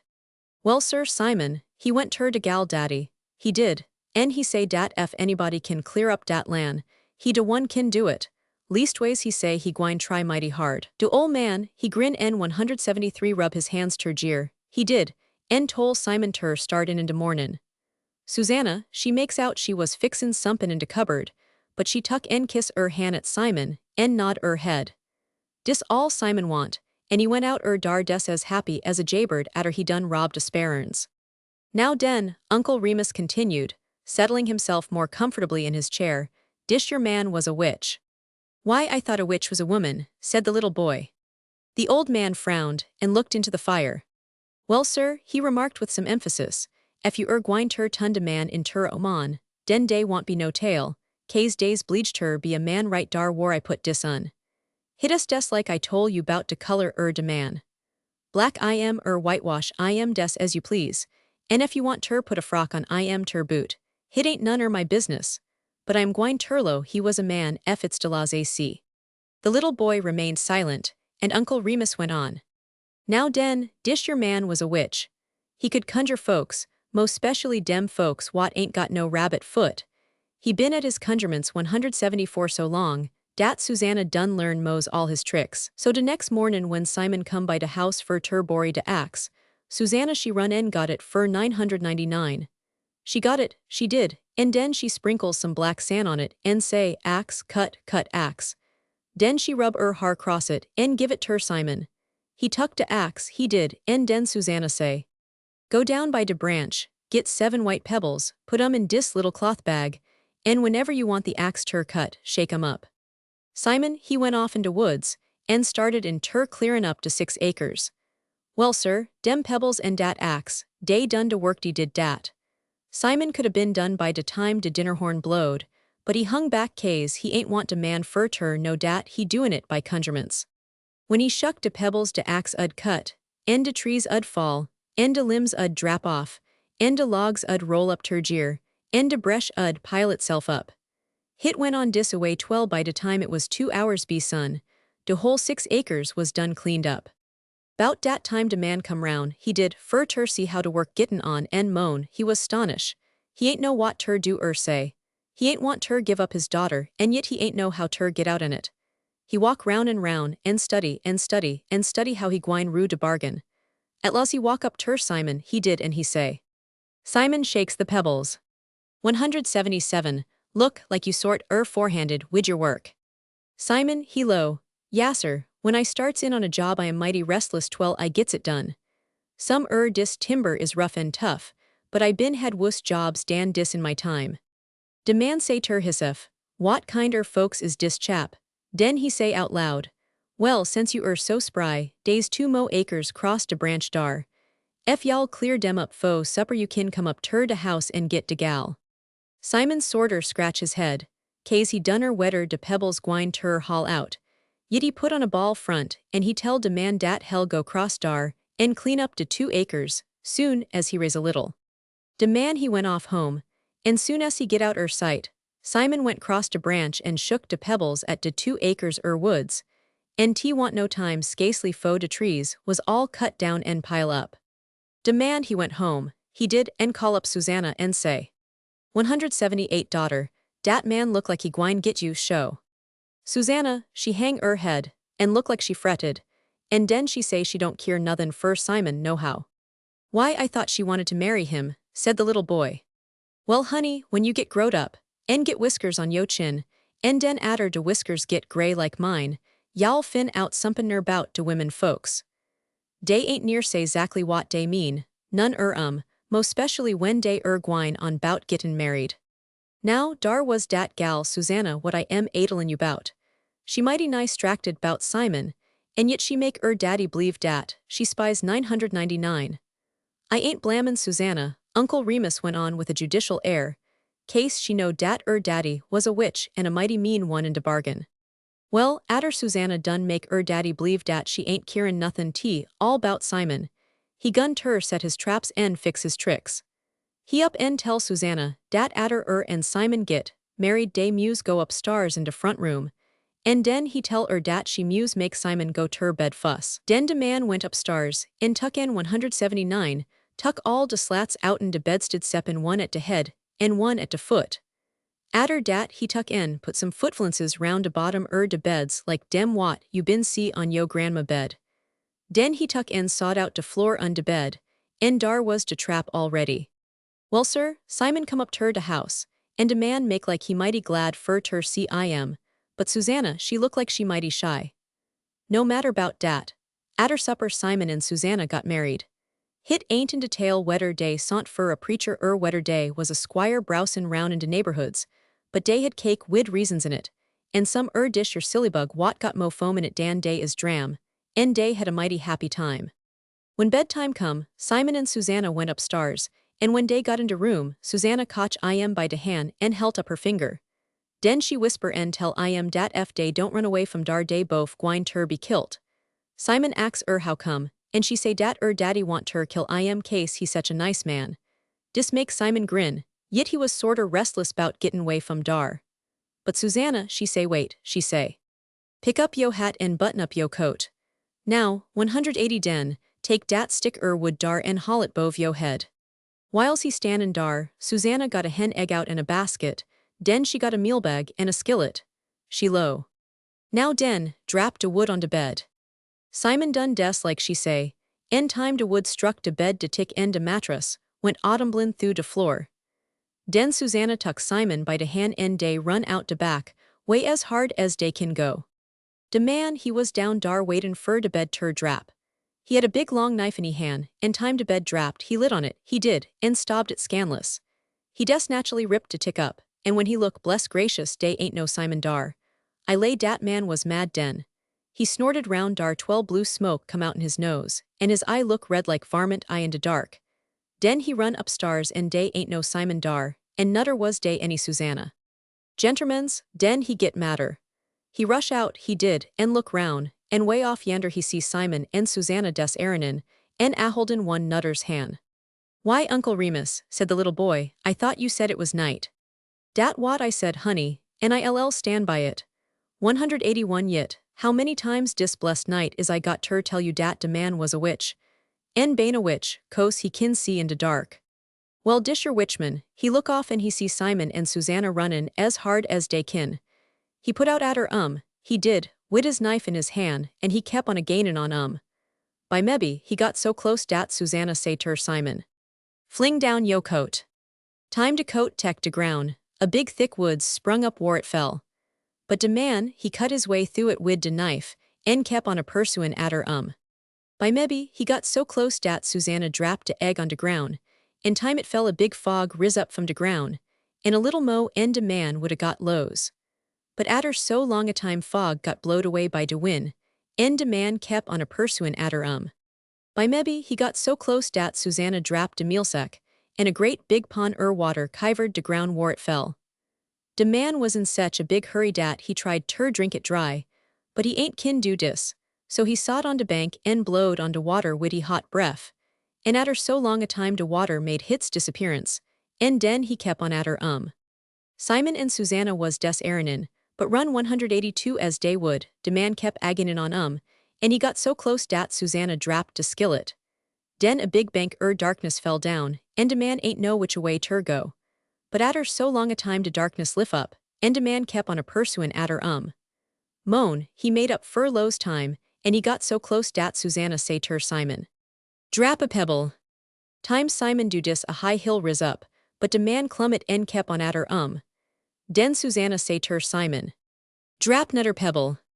Time Simon drapped de pebble, a high mountain growed up, but de man crawled up it and kep on atter Den Susanna say. Drap de biggest pebble. No sooner is he drap it dan a big rock wall riz up, and hit was so high dat de witchman can't get over. He run up and down, but he can't find no end, and den, atter so long a time, he turn round and go home. On de other side dis high wall, Susanna tuck Simon by de hand, and say, Now we kin raise. And I reckon, said the old man slyly, dat we all better raise. Brother Rabbit, and the ginger cakes. Now I des tell you what, honey, said Uncle Remus to the little boy, if you want ter year dish your tail right straight throw, without any balkin stallin, y'all des hatter quit mackin any fuss. Case when dares any fuss gwine on hit mos allers in ginnerly gets me mixed up, and when I gets mixed up I ain't wuth nothin' all scasely fur tellin' a tale, and if you don't believe me, you may des ax some my blood kin. Now den, you des set right where you is and stop you behavishness. Case de fuss time you wink loud, you got ter get right up on de bedpost dar and ride straddle. So den, well one time Brer Mink and Brer Coon and Brer Polecat all live ter jeer in de same settlement. Let lone dat, dey live in de same house, and de house wat dey live in was made in to resemble a great big holler log. In dem days, Brer Polecat was de king de creeters, 184 watt run bout atter dark, and you better make up yo min dat he made 'em stand round mightly. Why Uncle Remus, said the little boy, I thought Brother Rabbit. Well de goodness and de gracious. Ain't I ax you fur ter please mom don't make no fuss. Case I know mighty well Brer Rabbit used ter be de slicks and de souples, but dey bleeged ter be a change, case he ain't in nater fur de ter creeters not ter cotch on ter his ins and his outs. And I spec dat de time, when dey fin I am out, is de time, when ol' Brer Polecat got ter be de king de creeter stats what I spec. But no matter bout dat be hook by crook, Brer Polecat come ter be de king de creeters, and when he come ter be dat day'd all go a long ways out de way fur ter take off dere hats and bow dere howdies. Dey would, and some would tag atter and laugh evy time Brer Polecat laughed, and grin evy time he grinned. Whiles dish yer was gwine on Brer Rabbit was in de crowd, and he was des as big a man as any and I dunner ef he want de biggas. Well, Brer Rabbit he move and secondary dat bane, as how Brer Polecat was such a nice king 185 day, otter pass a law dat evy time de other creeters meet in de road dey muse, shet dere eyes, and haul dere nose. Some say dey don't min holden dere nose, but dey don't like dish your way shet in dere eyes, case dey mout run up agin a tree, stick a briar in dere foot. But Brer Rabbit, he up and low, he did, dat tea was des bout, as little as dey can do ter shet dere eye and haul dere nose, when dey get war such a nice king is, and so dey all hatter come round. Moved and seconded. De next day atter all dis happen, Brer Rabbit he come by de house where ol' King Polecat live long wid Brer Coon and Brer Mink. Brer Coon he was a great hand fur ter bake ginger cake. Fur and wide de folks knowed bout Brer Coon ginger cakes, and dey couldn't be no campmeetin' round in dem diggins, but what he was hangin' on de ages sellin' his ginger cakes and his simon beer, and it seemed like evy time Brer Rabbit see Brer Coon dat, he whirl right in en get hungry fur ginger cakes. So de next day after dey done fix it all up bout ol' King Polecat, Brer Rabbit he come sailin' by Brer Coon's house, and he ax ef he got any ginger cakes fur ter sell. Brer Coon lo, he did, dat he got des as fine can be, And Brer Rabbit say he believe hell by some. 186 and wid dat he run his hand in his pocket. He did. And pull out de change and bought I am a great big stack ginger cakes. Den he tuck and ax Brer Coon ef he want keep his eye on de ginger cakes whiles he go get some jarlic fur to eat wid Brer Coon lo hell take care de best wat he kin. Brer Rabbit rush off, and des bout dat time ol' King Polecat come in sight. Into accordance de rules, soon as Brer Coon see ol' King Polecat he muse shet he eye and haul he nose. And whiles Brer Coon doin' dis, ol' King Polecat walk up he did, and grab de ginger cakes and make off wid Cose, when Brer Rabbit come lippitin' back, he hunt fur he ginger cakes but he can't find no har. Den he holler out. My goodness, Brer Coon, whar my ginger cakes? All Brer Coon can say is dat he ain't see nobody take de ginger cakes. Brer Rabbit lo, he did, dat dis a mighty quare way fur tur do a man wat done bought de ginger cakes and pay fur Yit he say he bleeged tur have some, and so he tuck en pitch in en buy ner stack on Den he lo. Now den, I done got de jarlic fur tur go wid en il des bout squat right down your en watch dese your ginger cakes my own sef. 187 so he squat down and fix hissef, en des bout de time when he was ready fur tur stroy de ginger cakes, your come old King Polecat. Brer Rabbit he got up he did, and made a bow, and den he helt he nose and make like he was ashitin he eyes. Ol' King Polecat he come long he did, and start fur tur pick up de ginger cakes but Brer Rabbit holler out. Drop dem ginger cakes. Ol' King Polecat jump back and look like his feelin's been hurted, and he squall out. My goodness, how come yo eye open? How come you break up de rules dat away? Brer Rabbit pick up de ginger cakes, and lo. I kin haul my nose as good as de next man, but I can't shet my eyes tur save my life, case dey so mighty big. Dis make ol' King Polecat mad enough fur tur eat all de ginger cakes wat Brer Coon got into kist, but he can't help hissef, case he know dat ef Brer Rabbit ton again I am, he won't be much uv a king in dat our country. Atter dat it got so dat Brer Rabbit kin put down his ginger cakes anywheres he want tur. En folks lo dat he was mighty nigh as big a man as ol' King Polecat. Brother Rabbit's courtship. One night, as the little boy went tripping down the path to Uncle Remus's cabin, he thought he heard voices on the inside. With a gesture of vexation, he paused at the door and listened. If the old man had company, the youngster knew, by experience, that he would get no story that night. He could hear Uncle Remus talking as if carrying on an animated conversation. Presently he crept up to the door, which was ajar, and peeped in.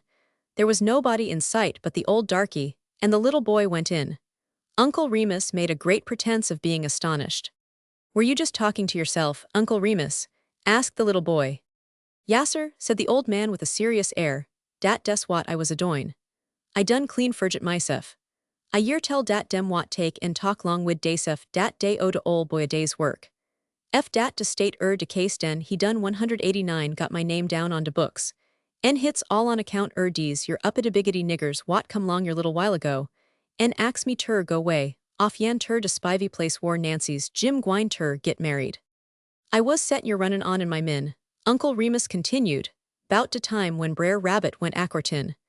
I boun' you day ain't been no sech courtin' sense dat day, en day ain't gwine tur be no mo sech. Here Uncle Remus paused and leaned back in his chair, gazing thoughtfully at the rafters.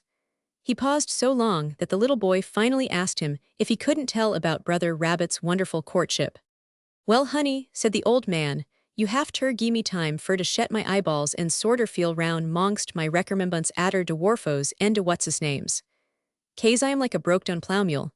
I'll go long ef you lemme take my time, but ef you push me, I'll stop right in de middle de row. I can wait until bedtime, the little boy remarked, and then I'll have to go. Dat's so, Uncle Remus assented cheerfully, en bane as dat's de case, we have ter be sorter keerful. Lemme go round de stumps and over de 190 roots, en git in meller ground, en den we kin des back right long. Now den, you done year talker Miss Meadows and de gals, en bout how Brer Rabbit bin gwine dar so much. Well, hit done happen so dat Brer Rabbit was tuck wid alikin one de gals. Dis make I am sorter glad at de offstart, but by mebbe he gun ter git droopy.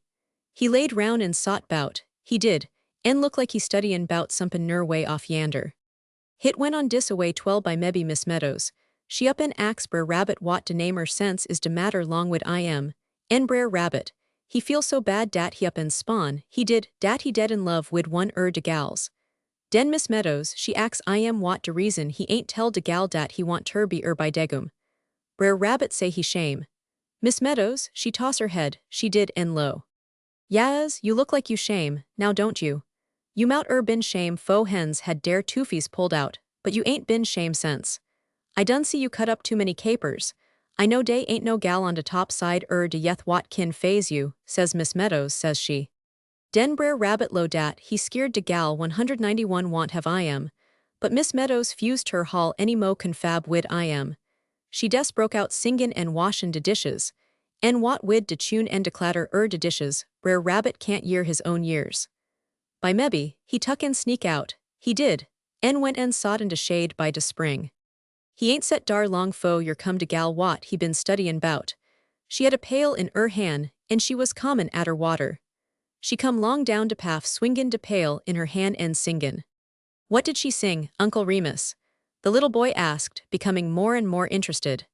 The old darky looked slyly at the youngster, and chuckled softly to himself. Presently he said, "Hit was sorter like dis, ef I ain't make no mistakes in de tune. Oh, says de woodpecker, peckin' on de tree.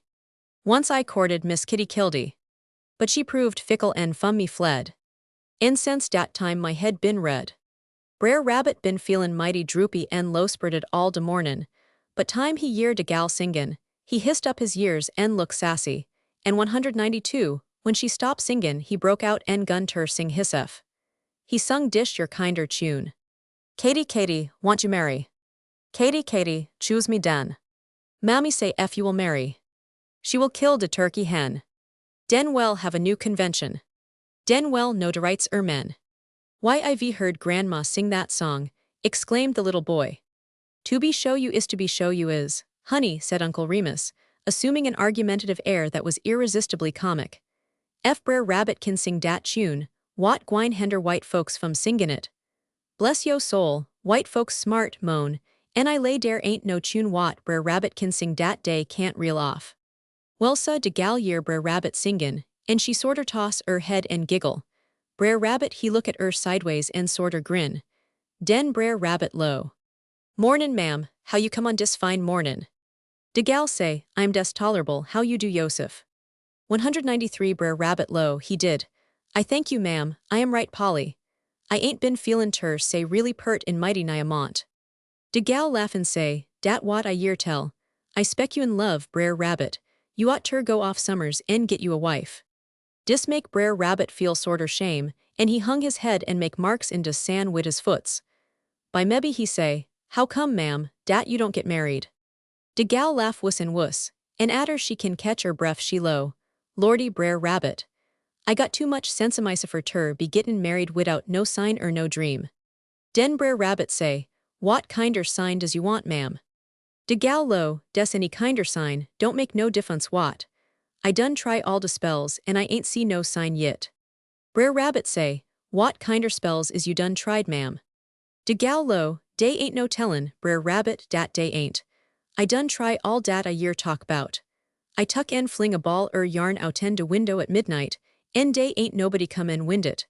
I tuck a looking glass and look down in de well and I ain't see nothin' t all. I tuck a hard-boiled 194 egg and scoop de yaller out, and fill it up wid salt and eat it widout drinkin' any water. Den I went ter bed, but I ain't dream bout a blessed soul. I went out twixt sunset, and dark and fling hempseed over my left shoulder, but I ain't see no beau yit. Brer Rabbit he low he did. Ef you'd attle me when you was agwine mom, I lay you to seed a beau. De gal she giggle and say, oh hush Brer Rabbit, ef you don't gee way fum your I gwine hit you too funny fur anything, what beau you spec it a seed? Brer Rabbit he up and low he did. You to seed me mom, dat's who you to seed. De gal she look at Brer Rabbit des like feelin's is been hurted, and say, ain't you shame Yosef ter be talkin' dat away and mackin' fun? I am agwin away from dis spring, cause it ain't no place fur me. Wid dat de gal fotch frock a flirt, and went up de path like de patty-roller was atter her. She went so quick and so faz dat she left pale, and Brer Rabbit, he tuck and fill it full water, and carried on up ter de house where Miss Meadows and de gals live at. Atter so long a time he came on back ter de spring, and he sought dar, he did, and study. he pull his mustaches and 195 scratch his head, and by maybe, atter he been settin' dar a mighty long time, he jump up and crack his heels ter jeer, and den he laugh fit ter kill hissef. He lo, you want a sign does you? Well, I am a gwine ter gi you one ma'am, and ef dat don't do you, ill gi you mo dan one. De gal done gone, but Brer Rabbit, he hang round dar, he did, en lay his plans. He laid so good dat when dark come he had all fixed. De fuss thing what he done, he went down ter de canebrake and dar he cut a long reed like dem what you see me bring Mars John fur fishin' pole. How did he cut it? The little boy asked. He nio it, honey, he des naturally nio it. Den when he do dat, he tuck and make a hole in it from eend to eend, right through de jints. When dark come, Brer Rabbit tuck his cane and made his way ter de house whar Miss Meadows and de gals stay at. He crope up, he did, and listen, and he year talkin' and laughin' onto inside. Seem like dey was done eatin' supper and settin' round de fireplace. By mebbe de gal say, what you reckon? I seed Brer Rabbit down at de spring. Ter gal say, what he doin' down dar? De gal say, I spec he was gwine agalantin', he mos' sholy did look mighty slick. 196 Ter gal say, I'm mighty glad ter year dat, case de last time I seed hit look like his britches was needin' patchin'. Dis kinder talk make Brer Rabbit look kinder solemncholy. But de gal, she up en low, well he ain't look dat away ter day bless you, he look like he des come outen a bandbox. Miss Meadows, she hove a sigh, she did, en say, fine no fine, I wish some youther man oman would come and wash up de say your dishes. Case my back is dat stiff twel I can't scasely stand up straight. Den dey all giggle but de gal say, you all shan't talk bout Brer Rabbit behin his back. He done say he gwine ter be my beau. Miss Meadows, she low, well you better take and make sompin somebody outer 999. De gal laugh and say, oh no, I done tole dat fo I get married, I got ter have some sign, so I know pintedly when de time done come. When Brer Rabbit hear dis, he got in a big hurry. He tuck one eend de reed, and stuck it in de crack de chimbly, and den he run ter de yuther eend, which it was layin' out in de weeds and bushes. When he get dar, he held it up ter his head and listen, and he kin year des as plain as ef dey was right at 999. Miss Meadows ax de gal what kinder sign she want, and de gal she say she don't keer what kinder one tea is, des so hits a sign. Bout dat time Brer Rabbit put his moof ter de reed, and talk like he got a bad call. He sing out, he did. Some likes cake, and some likes pie. Some loves ter laugh, and some loves ter cry. But de gal dat stays single will die, will die. Miss Meadows low, who dat out dar? Den dey got a light and hunted all round de place and unde house, but dey ain't see nothin' ner nobody. Dey went back and sot down, dey did, but tea want long fo Brer Rabbit sing out. De druth ain't wet and de rain ain't dry. War you so yo wheat you can't cut rye. But de gal dat stays single will die, will die. Miss Meadows and de gals was dat stonished dat day ain't know what ter do, and by mebbe Brer Rabbit, he sing out again. I wants de gal dat's atter a sign. I wants de gal and she muse be mine. Shall see bow down by de big pine. 198 and show nuff, Uncle Remus continued, de next mornin' when de gal went down by de big pine, dar sot Brer Rabbit des as natural as life. De gal she make out, she did, dat she des come down dar atter a chaw rosum. Dey jayward round a right smart, en spute long wid one ner. But Brer Rabbit he got de gal.